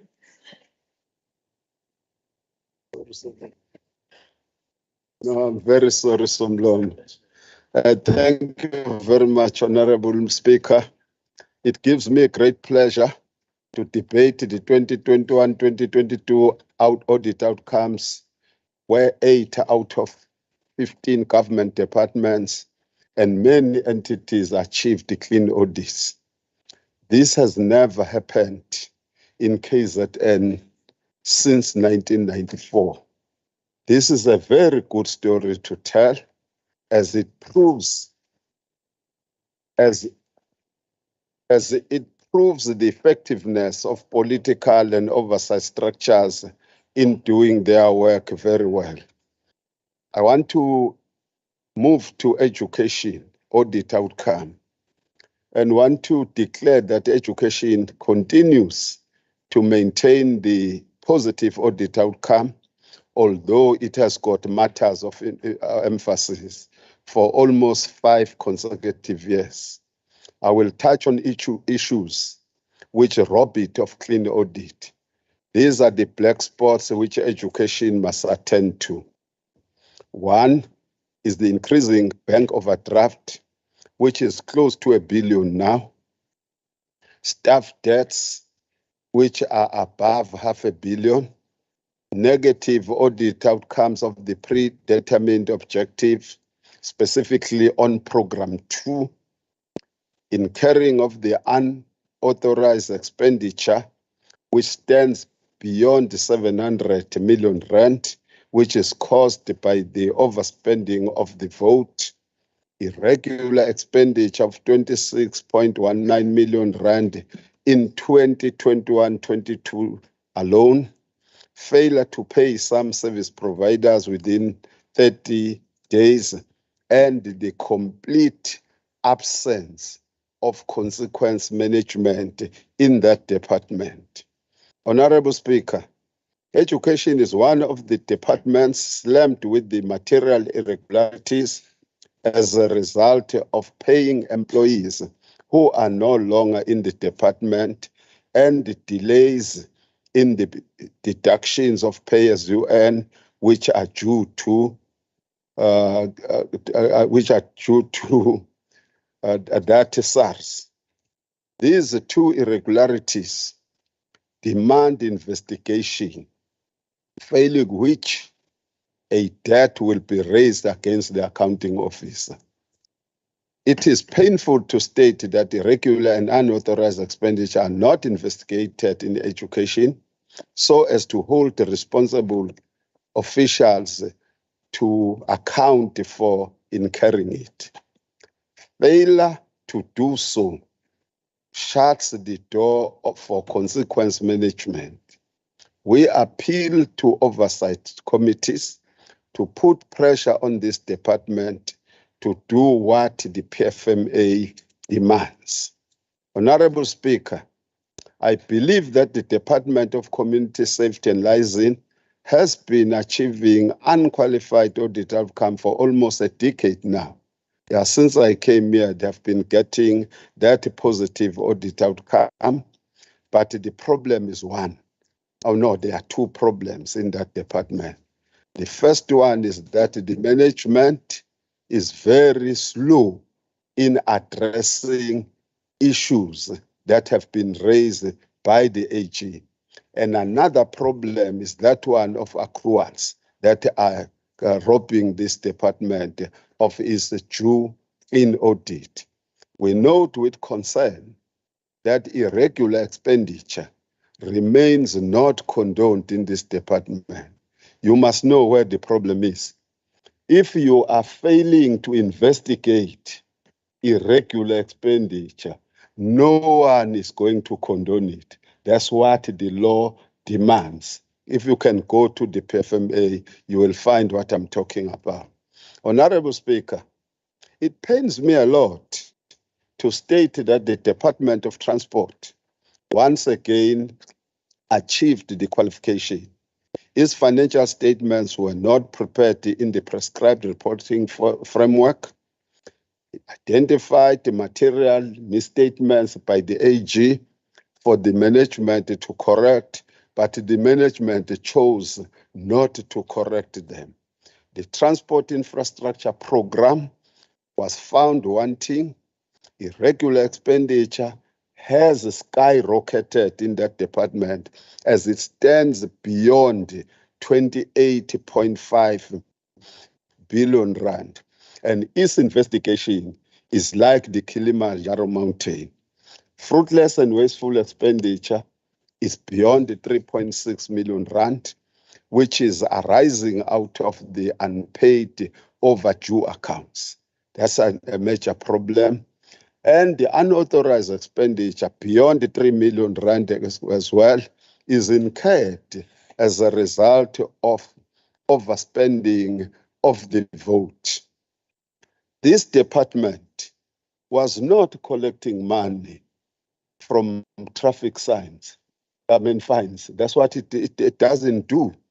You know, these are the problems leading to the qualification, but seems to be no tangible efforts to correct them in that department. That's a concern proven by the AG as well.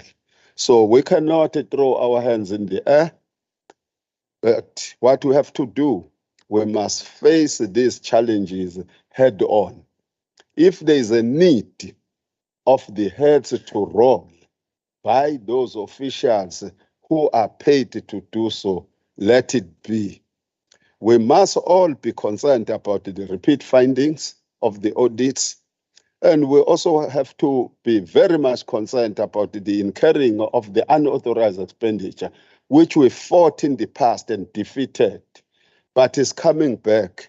I don't know whether the departments are testing our patience, because there is something in the PFMA which allows us to put the first charge against the department. So we wanted to indicate that this is what happened in these three departments. Thank you very much, Somlo. Thank you, Phazima. Now, for 5 minutes, we'll hand over to the chairperson of the Standing Committee on Public Accounts, Honorable M. Govender. Thank you, Honorable Speaker. Honorable Speaker, let me just start by thanking all the members who participated in the debate. And I know that there are serious cases of exhaustion, but we do appreciate that. We'd also like to thank the departments and the MECs who attended the hearings, showing that they are committed to clearing the audit outcomes where they have not been as good as they should be. And on that point, Honorable Speaker, we must say that KZN has improved audit outcomes. And that is not something that came out of a hat. I must, with respect to my colleague, Honorable Rogers, point out that all portfolio committees in this legislature are led by ANC members. All standing committees the same as is this legislature. So it is they who lead the teams doing this work to achieve these audit outcomes, because these audit outcomes come as a result of the legislature exercising its mandate of oversight. Portfolio committees are expected to interrogate departments. SCOPA, Finance, and other committees are expected to interrogate departments as well. And Honorable Speaker, I must say that this is done, and I urge all members to do it with even more rigor. But these outcomes are a product of that oversight. They didn't happen out of the air. So when Honorable Mshengo says the ANC can fix it, this is exactly what he is referring to. The ANC's role of oversight, ANC members' role of oversight in this legislature. And with that, Honorable Speaker, let me thank everyone and assure this House that we will continue the rigorous oversight to ensure that when we meet again, the audit outcomes are even more improved. Thank you, Honorable Speaker. Thank you, Chairperson of SCOPA, for the report of the committee on the hearings, and to the members of the SCOPA for their participation on the 2021-22 report of the Auditor General. We may now proceed, honorable members, to voting on the report. I put the question to the House, which is as follows.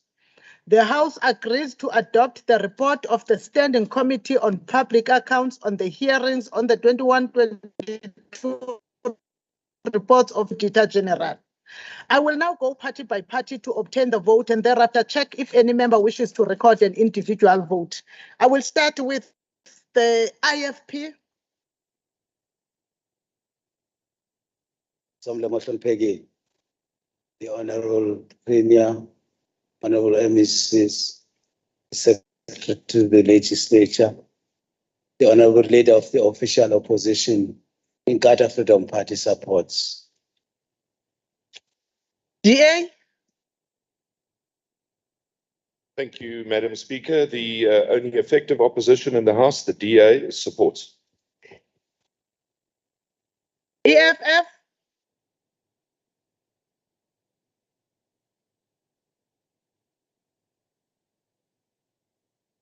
EFF? Are they on the platform, Madam Secretary?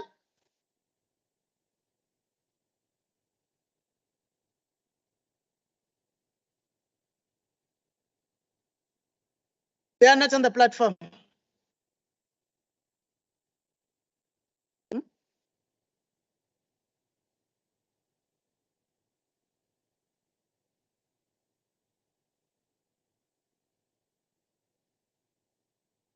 Is there EFF on the platform? It seems that they are not in the House because they are unable to participate as envisaged by the rules. NFP?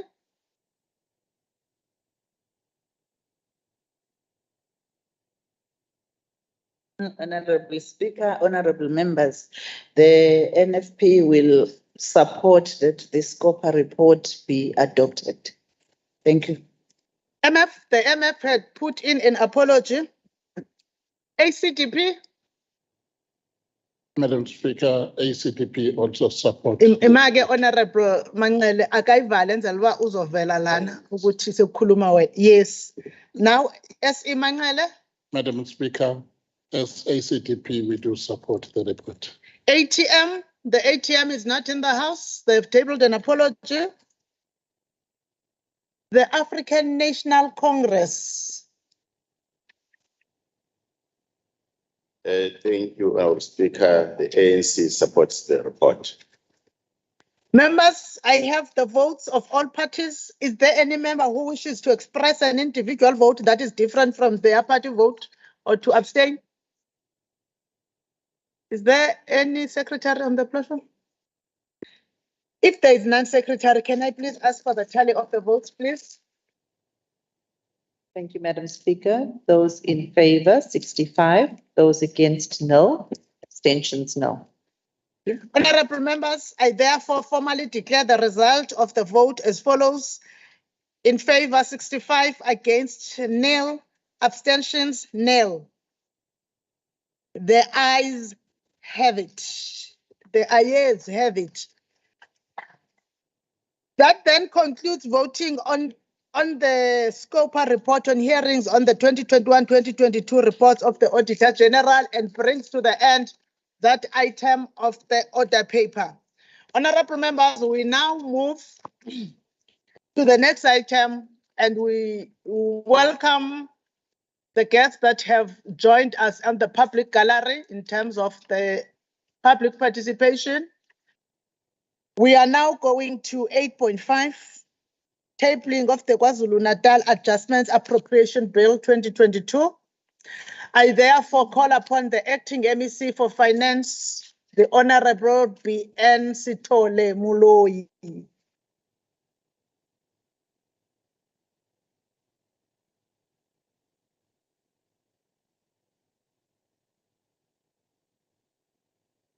Thank you, Honorable Speaker.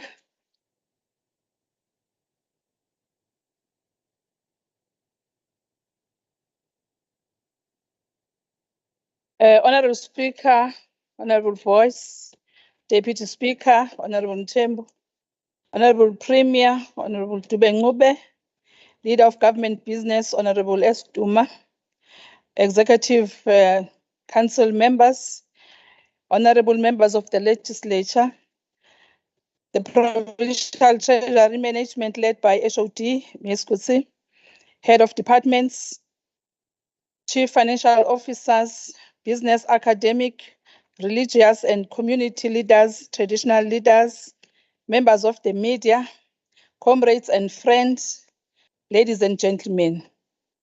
Madam Speaker, it is my greatest honor to be afforded the opportunity to stand before the August House to present the 22-23 adjustment budget. Honorable members, on the 29th of October, we witnessed a watershed moment in the history of our beautiful province of KwaZulu-Natal and South Africa as a whole. The crowning of AmaZulu King, His Majesty King Misuzulu kaZwelithini. The role of AmaZulu King is in our history has been very significant. We therefore have no doubt that the king will pick up the spear and continue where his father left, the King Zwelithini kaBheka uZulu, especially in promoting peace and development in our province. Honorable Speaker, we are just hours before the launch of the global campaign which calls for action against one of the world's most persistent violations of human rights, violence against women, the 16 days of activism. The campaign runs from the 25th of November to the 10th of December. It sensitizes all of us to always be in the forefront in preventing violence perpetrated towards women and children. As the nation, we should be raised We should not rest until our homes and streets are safe for women, and when a girl child cannot freely walk on the street without being raped, fearing rapes. Honorable Speaker, it is under this basis that the Provincial Treasury, under the guidance of the African National Congress, that before the August House, we table a motion calling for provincial departments, entities, and municipalities to begin to be more gender sensitive in their budgeting. We are adamant that by so doing, this will ensure that programs that are aimed at women emancipation are prioritized in budgeting. Honorable members, we all know that the province of KwaZulu-Natal experienced gruesome, devastating floods which did not only destroy infrastructure but also cause fatalities in April and May this year, leaving many families engulfed with many challenges. The provincial government immediately took a resolution to prioritize its spending to accommodate the situation. This intervention and others made a positive impact, but will never be enough given the scale of destruction. Therefore, our gathering here today is informed by, amongst other things, this unfortunate situation which compel all spheres of government to think deeply about the extent and the scale of devastation and the response thereof. It is for this reason that today we welcome with a deep sense of appreciation the pronouncements by the National Treasury on availing financial resources to our province in order to help deal with the situation created by floods. Honorable Speaker, in line with the above assertion, we have carefully crafted our adjustments budget statement by critically looking at the important aspect intended at directly responding to the challenges faced by the people of KwaZulu-Natal. At the center of the adjustment perspective of the provincial budget is the dealing of reducing unemployment, eradicating poverty, and addressing inequality. Honorable members, the speech therefore covers the following aspects: global economic outlook, including the country's economic situation and the provincial state of economy, adjustments to the 22-23 budget, financing the 2022-23 adjustments estimates, equitable share and conditional grants allocation, funding for the April flood disaster, and budget adjustment requiring legislature approval. Our economic outlook, the global economic outlook budgets are never tabled in isolation, but are tabled in the context of prevailing economic circumstances. We can all agree that the last 2 years have brought with them many uncertainties in the global economy. The International Monetary Fund has revised global growth estimates downwards for 2022 from 4.4% to 3.2%, with the growth estimates for 2023 revised downwards from 3.8% to 2.7%. The recovery in economic growth we had begun to see post-COVID was brought to a halt by the economic growth we had begun by the Russia-Ukraine war. While domestic issues have also had impact on our economic growth prospects, the slowdown in economic growth by China has also had a major impact on global economic growth.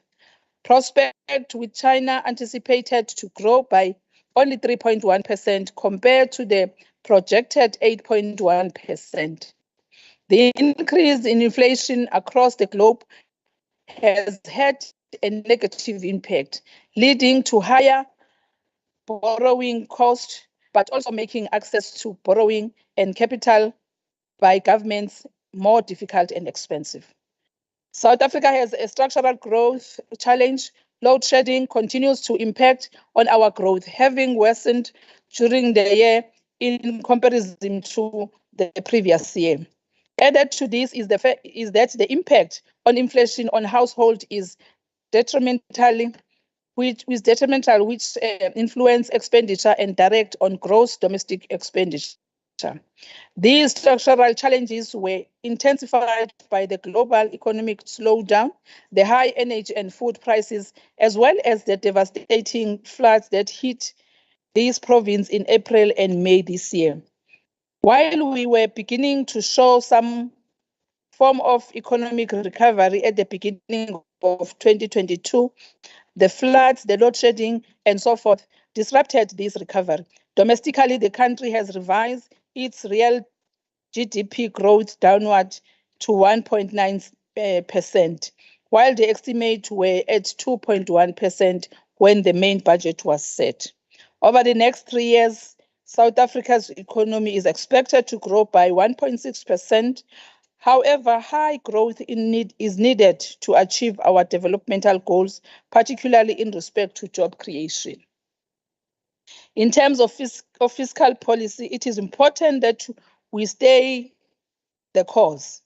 The current fiscal consolidation stance is already yielding positive results, and if we continue on this trajectory, the Minister of Finance indicated in his medium-term budget policy statement speech, we are likely to achieve a primary surplus by 2023-2024. The aim is to reduce the budget deficit, to stabilize debt, and to address fiscal risk. Furthermore, emphasis will be placed on supporting economic growth. Madam Speaker, as this House may recall, KwaZulu-Natal suffered a significant setback in July last year, which derailed the provincial economic recovery after the devastating effect of COVID-19. The effort to reconstruct and rehabilitate the provincial economy post-COVID.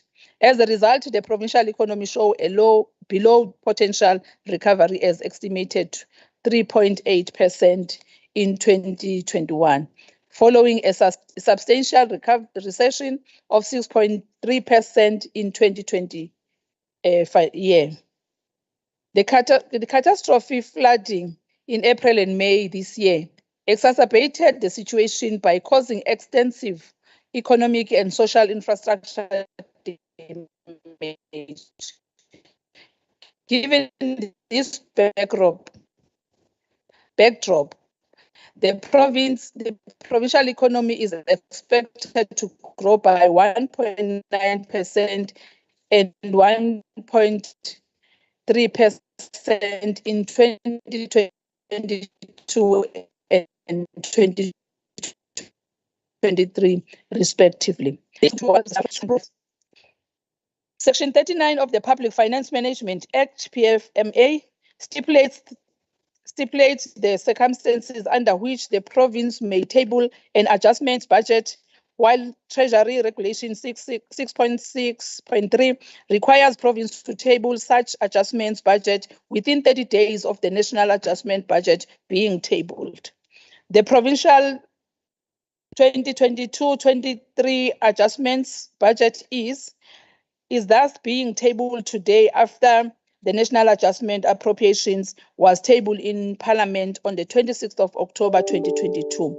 The adjustment estimates deals with various amendments to the provincial budget, including conditional grants rollovers, reprioritization undertaken in response to the April 22 flood disaster, as well as allocation of funds received from National Treasury.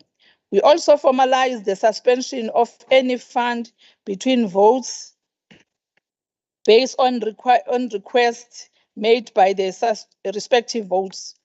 The adjustments budget also deals with the environment of funds, with this being an opportunity for department to align their budget to changes in circumstances and thus allow the budget to be dynamic management tool. Where legislature approval is especially required for an adjustment to a votes budget, This has been highlighted in grey shades in the adjustment estimate book. And honorable members are also encouraged to study this.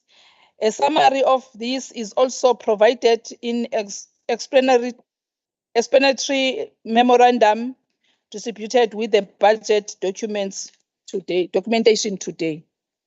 I'm pleased to say that the province remains cash positive, as has been the case since May 2010, despite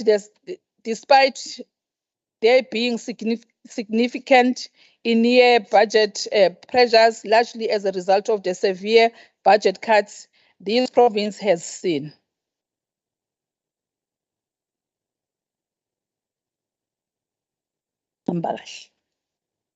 As a result, these pressures, we are significantly less flexibility to provide additional funding in these adjustments budget to various provincial priorities. In this regard, while the departments and public entities submitted in-year requests for additional funding in the amount of 3.7 billion, and departments requested provincial equitable share rollovers from 21-22 financial year for spending in this year of 133 million, none of these could receive additional funding. The types of additional funding requests we receive include pressures in the Department of Health, Education and Social Development's personnel budgets, requests for additional funding for property rates by the Department of Public Works, and requests for funding to expand the current learner transport reach by the Department of Transport.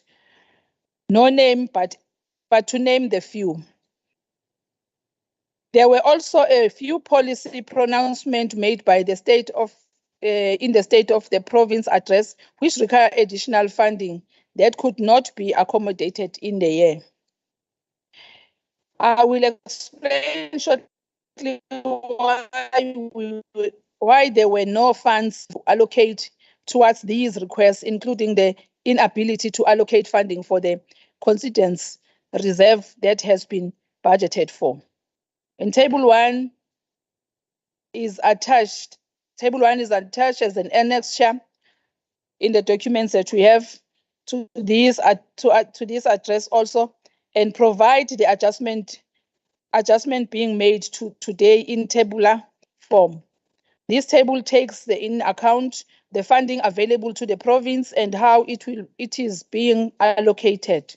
The table does not take into account the additional fund allocated to KwaZulu-Natal in the national adjustments budget, as this is discussed later in the address.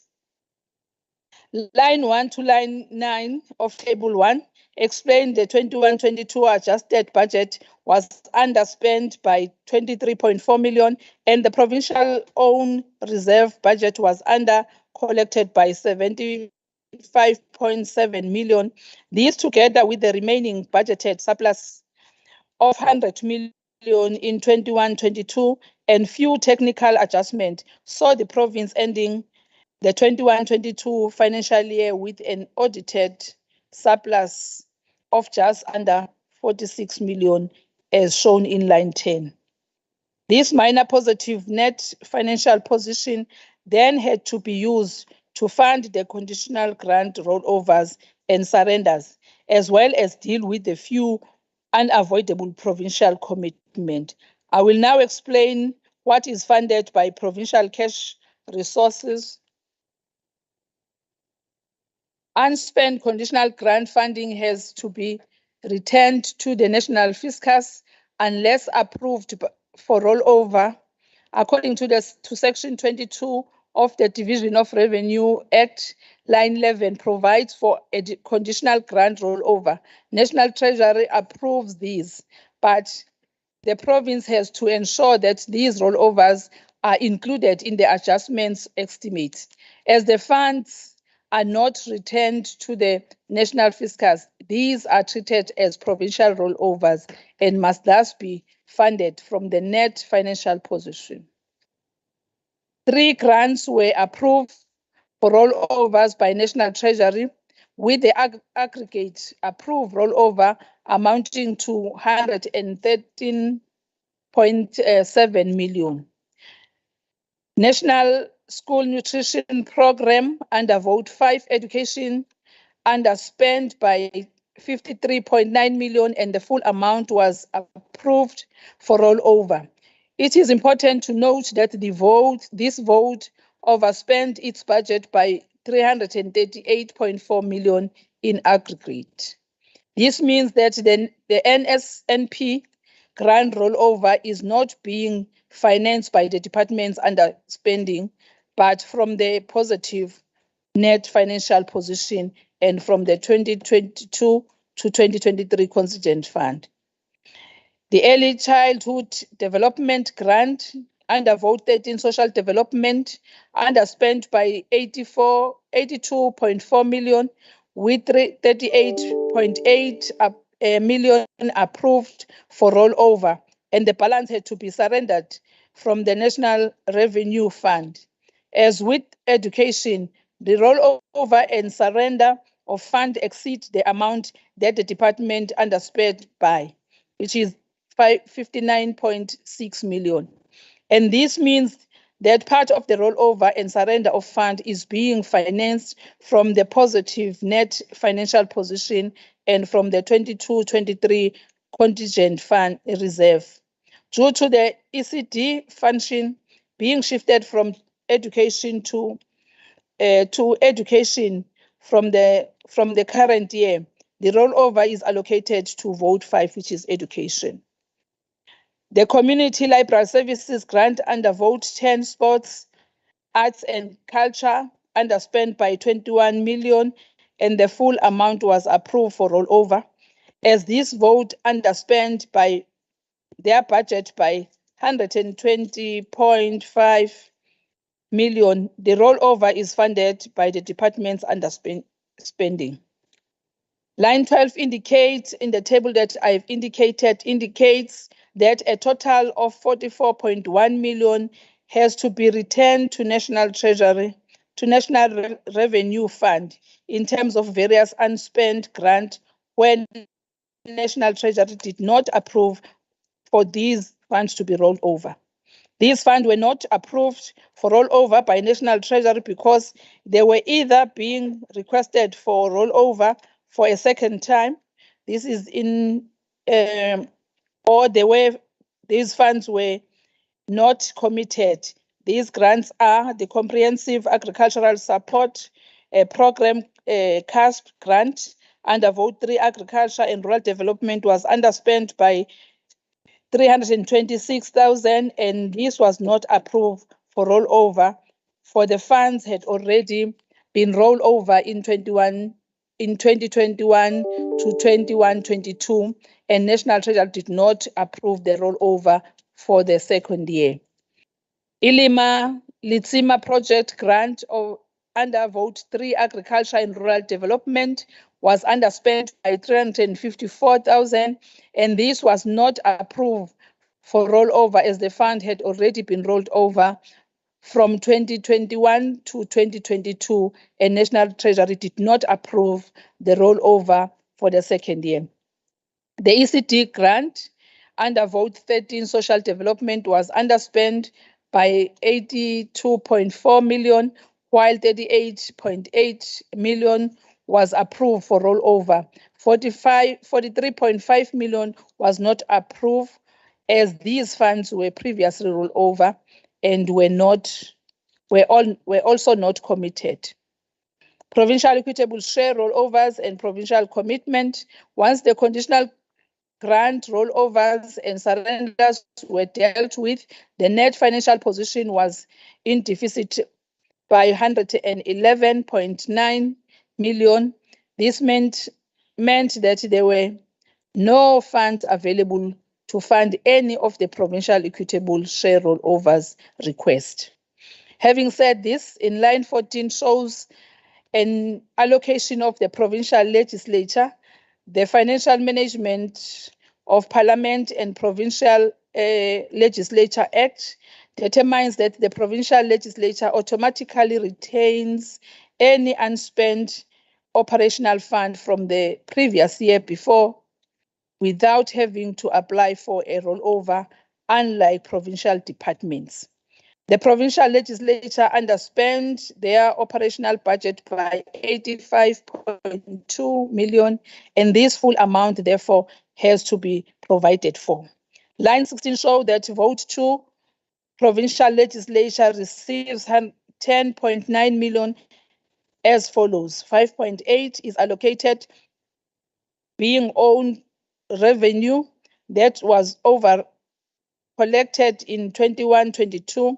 Section 22 of the PMFA and FMMPLA determines that any revenue over collected from the prior year is automatically allocated back to the provincial legislature in the ensuing year.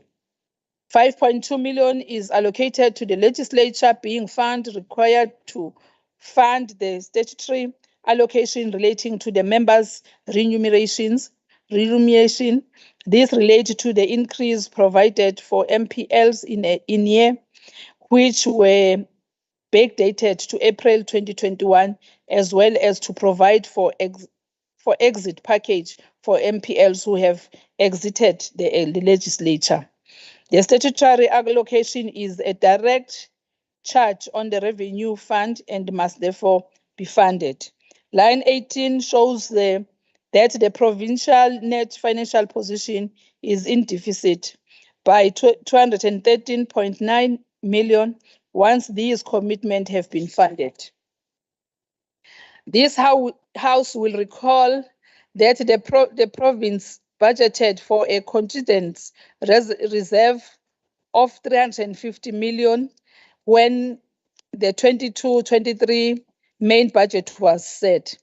Also, funds in the amount of 2.8 billion received from National Treasury were not allocated to departments when the main budget was set, as these were for the carry-through cost of the 2021 wage agreement, and were agreed to be allocated in year to all votes showing spending pressure from these carry-through costs. As a reminder, the province was not in the position to set aside the full 2.8 billion at the beginning of the year due to the equitable share budget cuts, as well as provincial own revenue reduction. It was decided that at the time not effect these reduction as budget cuts against all departments, but to rather offset the reduction against the funds set aside in reserve for the carry-through cost of 2021 wage agreement. As such, 219.2 million was to be allocated to top up these funds in the 22-23 adjustments estimates. This meant that instead of 2.8 billion being held in reserve for allocation to department in year, only 2.6 million was held in reserve. Due to the net deficit financial position after providing the commitment as elaborated on, the province is only able to top up the wage increment fund by 136.1 million as shown in line 19. This meant that 2.7 billion is available to allocate to department with respect to carry-through cost of 2021 wage agreement, and I will explain shortly how much was allocated to each vote. Line 20 shows the contingent reserve of 350 million, which was used to fund the conditional grant rollovers and surrenders, to fund commitment under the provincial legislature and top up the funds received from National Treasury for the 2021 wage agreement. Line 21 then shows a nil balance indicating that all funds available were fully committed. As indicated, the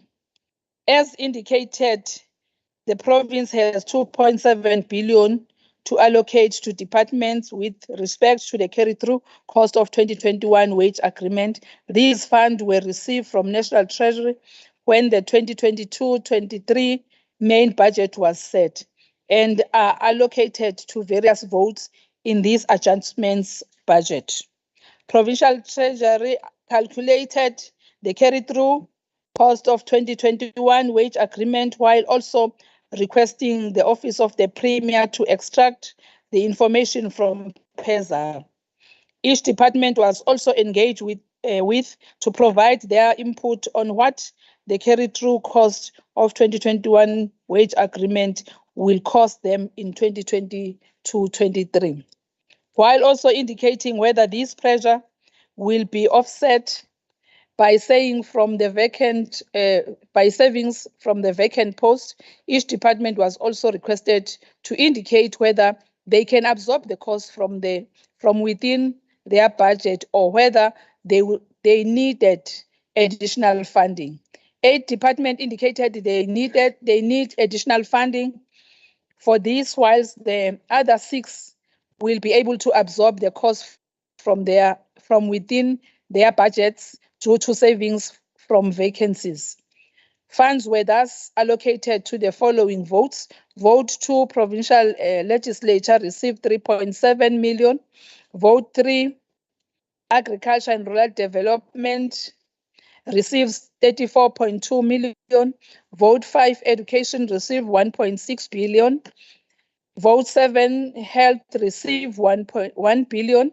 Human Settlement, which is vote 8, received 7.8 million. Vote 9, Community Safety and Liaison received 2.9 million. Vote 13, Social Development received 54.5 million. And vote 14, Public Works received 21.9 million. There are 2 suspensions of fund included in the adjustments estimate. As a reminder, a suspension of fund is the voluntary surrender of funds in year for reallocation in the future years, or where a function or a fund move from one department to another, and the funds are then suspended from one vote and allocated to the receiving vote. The suspension of funds are as follows. Vote 10, Transport suspended an amount of 10.1 million from their vote and allocated it to vote 4, Economic Development, Tourism and Environmental Affairs, towards the upgrade of the Umkhuze Airport Terminal building in the Umkhanyakude District Municipality. The 2 departments agreed to collaborate with regard to this project. The department indicated that ATIA approached them to support the project due to budget deficit as a result of price escalation caused by COVID-19, social unrest and high global commodity prices. Vote 6, which is Provincial Treasury, requested 14.6 million be suspended from their budget in 2022-23. For these funds are to be allocated back to them in 2023-24. The reduction in 2022-23 is due to the savings realized against various programs. These funds will be used in 23-24 for the job massification drive. The implementation of a new security system at the Treasury offices, which is about 3 million, as well as the various internal audit projects that cost about 1.6 million. Equitable share and the conditional grant allocation. National Treasury makes a few changes to the provincial budget in this adjustments estimate. In the main, to provide funds towards the 3% wage increment provisionally provided for all public servants, as well as the April 2022 flood disaster response. Some funds are added to the budget for the flood response in this adjustments budget, while some funds are to be allocated in the 2023-24 main budget for spending in the next financial year. The funds allocated by National Treasury to KwaZulu-Natal amount to 3.2 billion.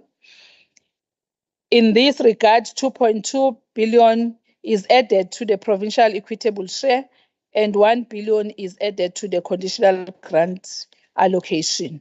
National Treasury issued a government gazette in year which allocated funding to the provinces, and this, as well as additions made during the tabling of the national adjustments budget, and these are explained here.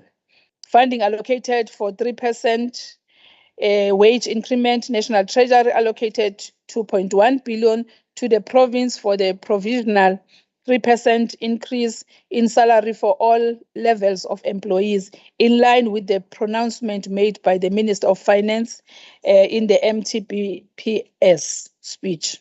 All departments were engaged to determine what the cost implication of this wage increment were, and these calculations indicate that 2.5 billion was the cost estimate of the various departments. As such, each department received a slightly lower allocation than requested. Due to the lower allocation received from National Treasury, two departments indicated they are able to absorb these costs from within their budget due to savings from vacancies, while the others receive an allocation as follows. Vote 1, which is the Premier Office of the Premier, received 6.5 million. Vote 2, which is the Provincial Legislature, received 7 million. Agriculture, vote 3, receives 24.5. ATR received 8.6. Education received 1.2 billion. Vote 7, Health received 866.5 million. Vote 8, Human Settlement received 5.4 million. Vote 9, Community Safety and Liaison received 20. Community Safety and Liaison received 2.4 million. Vote 10, Sports, Arts and Culture received 6.3 million. Vote 13, Social Development received 28.6 million. And vote 14, Public Works received 13.5 million. Flood response allocation, the funding allocated by National Treasury to the province for the flood disaster response amount to 1.1 billion. Funding for April flood disaster in aggregate, the province requested 5.3 billion in additional fund from the National Disaster Management Center to respond to the April 2022 flood disaster. This amount exceeded the amount available for the allocation by National Treasury to provinces. And the province thus also undertook reprioritization from within its baseline to partly cover the funding needed for this response. And I will provide more details on this shortly. I will also provide details of the allocation of funds that were so generously donated by the general public towards the flood response. In aggregate, if the funds received from National Treasury towards the flood response are taken into account, the funds reprioritized from within the province's budget, as well as the donor funding, then 4.2 billion is allocated in the current year towards the flood response activities.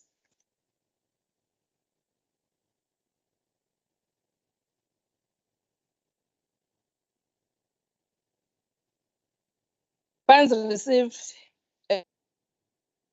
as indicated. Vote 13 received 48.5 million added to the department's provincial equitable share. These funds are to provide support for the care and protection of the flood victims placed in shelters. The funds are for formula and disposable nappies, for infant meals for victims in shelters, and to pay shelter-based social workers and social work supervisors, as well as the system used by the shelter to track the progress of the victims within the shelters. Vote 5, Education, will receive an additional to the Education Infrastructure Grant and an amount of 95.1 million is allocated for the construction and rehabilitation of schools damaged by the flood.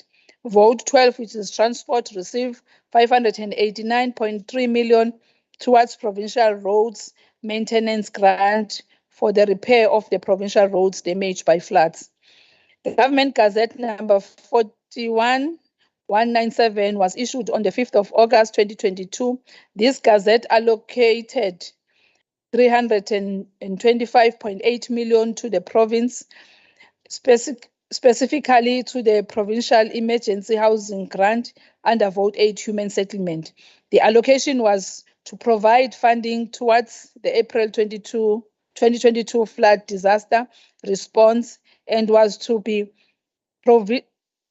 the provision of 4,983 temporary residential units in the flood affected areas. As it was unlikely that the National Treasury will be able to fully fund the April flood response costs from the National Contingent Reserve, departments and public entities were urged to undertake reprioritization from within their budgets to assist with the cost thereof. In aggregate, the province reprioritized 3.1 billion from within in its existing budget, both from the equitable share and conditional grant budgets. The largest portion of the reprioritization was undertaken by Department of Transport. Details are provided in the adjustment estimate that is being tabled today.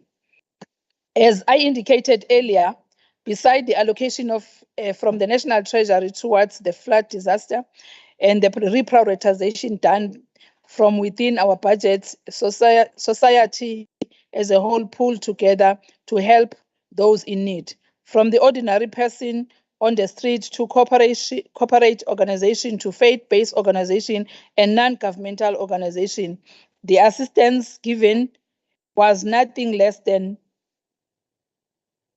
offspring. It just goes to show that what can be done when we stand together. As Helen Keller once said, open quote and close quote, alone we can do so little, together we can do much. We want to express our gratitude to everyone who gave towards this disaster response. To help someone in need is an honor and is the foundation on which humanity is built. In some instances, assistance was given by providing food, clothing, blankets, and so forth. In other instances, cash donations were given. When the flood disaster occurred, the province opened a separate bank account in which cash donation could be deposited, and the allocation of these cash donation is included in the adjustments estimate. I am tabling today these funds are specially and exclusively allocated, which means they cannot be used for any other purpose than for the provision for the flood response. By making the allocation a specific and exclusive allocation, it is also increases transparency with the expenditure of these funds being carefully tracked by the provincial treasurer. In aggregate, the province received 10.3 million in donor funding from organizations such as Sun, Qatar, African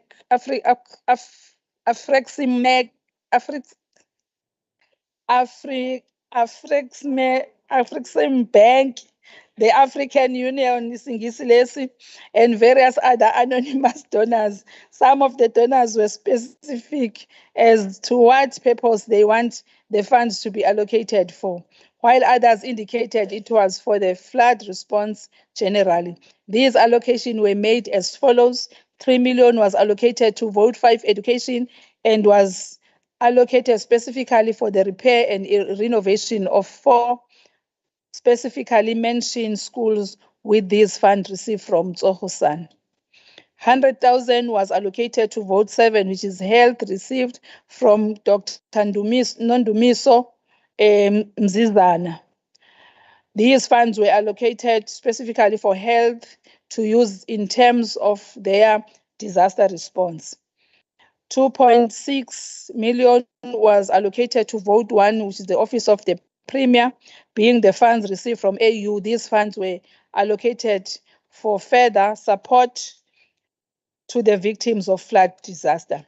2.2 million was allocated to Vote 8 Human Settlement from funds allocated by various donors for the disaster response. The funds are for the provision of temporary residential accommodation and associated costs for the affected families moved from the various community halls and shelters. 2.2 million was allocated to Vote 13, which is social development from funds allocated by various donors for the disaster response towards the ongoing needs of supporting the victims of flood. Other than these adjustments, the adjustment budgets also contain environments and shift undertaken by departments in reorganizing their budget in year. Most of these environments can be approved by the accounting officer of the vote or by provincial treasury, but in some instances, these environments require legislature approval. Section 43 of the PFMA determines that legislature approval is required for the following environment: any decrease in funds specifically and exclusively allocated for a particular purpose, any decreases in capital, any decrease in transfer and subsidies to a specific institution, as well as movement between main division which exceeds the 8% limit. As indicated earlier, any such proposed decreases are highlighted in gray shade in the 22-23 adjustments estimate, which I am tabling today. These are also highlighted in the explanatory memorandum we prepared and distributed today. The last 2 to 3 years have taught us a lot about dealing with adversity. We have had to deal with an international pandemic unprecedented in our lifetime, July unrest, as well as devastating flood disasters. Many of these have impacted on our personal lives, on our livelihood, and also on our economic growth. Lower than anticipated economic growth has also impacted on the availability of financial resources, which finance the work that we do. Adversity is always a lesson in life, and we can choose to surrender to these adversities, or we can take a step back and seek opportunities in them. Malcolm X, a human rights activist, was quoted saying, open quotes, there is no better than adversity. Every defeat, every heartbreak, every loss contain its own seed, its own lesson on how to improve your performance next time, close quote. It is upon us to take the lessons learned and to grow from them. It is upon us to find ways of improving how we provide services and how we respond to disasters. Our people are relying on us now more than ever. We cannot fail them. Us as leaders in government must portray selfless service. It is through leading by example that we can really make a difference. There is a lovely Malawian quote that says, open quote, he who thinks he is leading and has no one following him is only taking a walk, close quote. We have to make sure we are leaders that our people want to follow, and that we are not merely taking a walk. I would like to thank Honorable Premier, Mrs. Nomusa Dube-Ncube, and honorable members of the Provincial Executive Council, and in particular the members of the Ministers' Committee on Budget for their support in putting together this adjustments budget. I wish to thank all the officials in my treasury under the leadership of the HOD, Ms. Carol Kutsi, for ensuring that the budget documentation is of its usual high quality. To the chairperson, Mr. S. Sinkosi, and the members of Finance Portfolio Committee, as well as STACOV, we look forward to engaging with you on the adjustments budget and give our commitment to assist you in your oversight role. I wish to extend my gratitude to the Honorable Minister of Finance and National Treasury officials for their gratitude, guidance and support.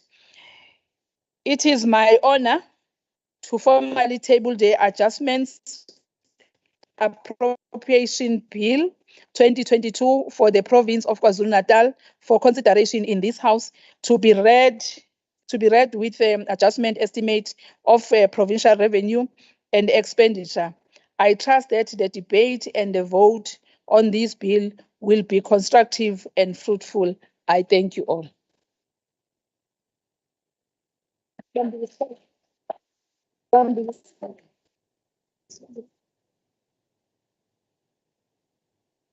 Thank you, Honorable MEC Sithole Moloi. Honorable members, we have now received the adjustments appropriation bill, and we have to refer the estimates to the Portfolio Committee on Finance and Standing Committee on Oversight for processing. We have to thank the officials from the Provincial Treasury. Honorable Sithole Moloi, do send our prayers to the Honorable Ngonyeni for her to recover and be back with us. That was the end of item 8.5 on the order paper.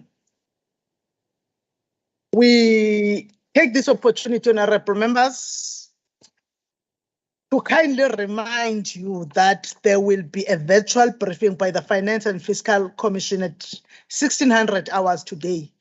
And that briefing will take approximately 60 minutes. And all members are required to join the briefing. Not requested, honorable members. You are required to join the briefing using the same link that you have used this morning when you connected virtually, or the one that you were sent and did not use because you were attending physically for today's hybrid sitting.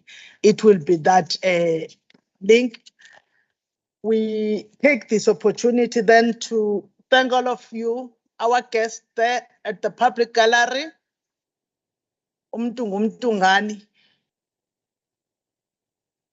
We have come to the end of today's business and orders, and the House is adjourned until tomorrow, the 25th of November at 900 hours a.m.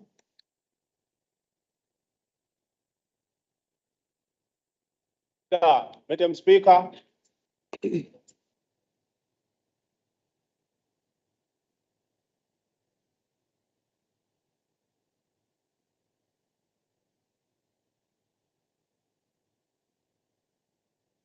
Bondokazi.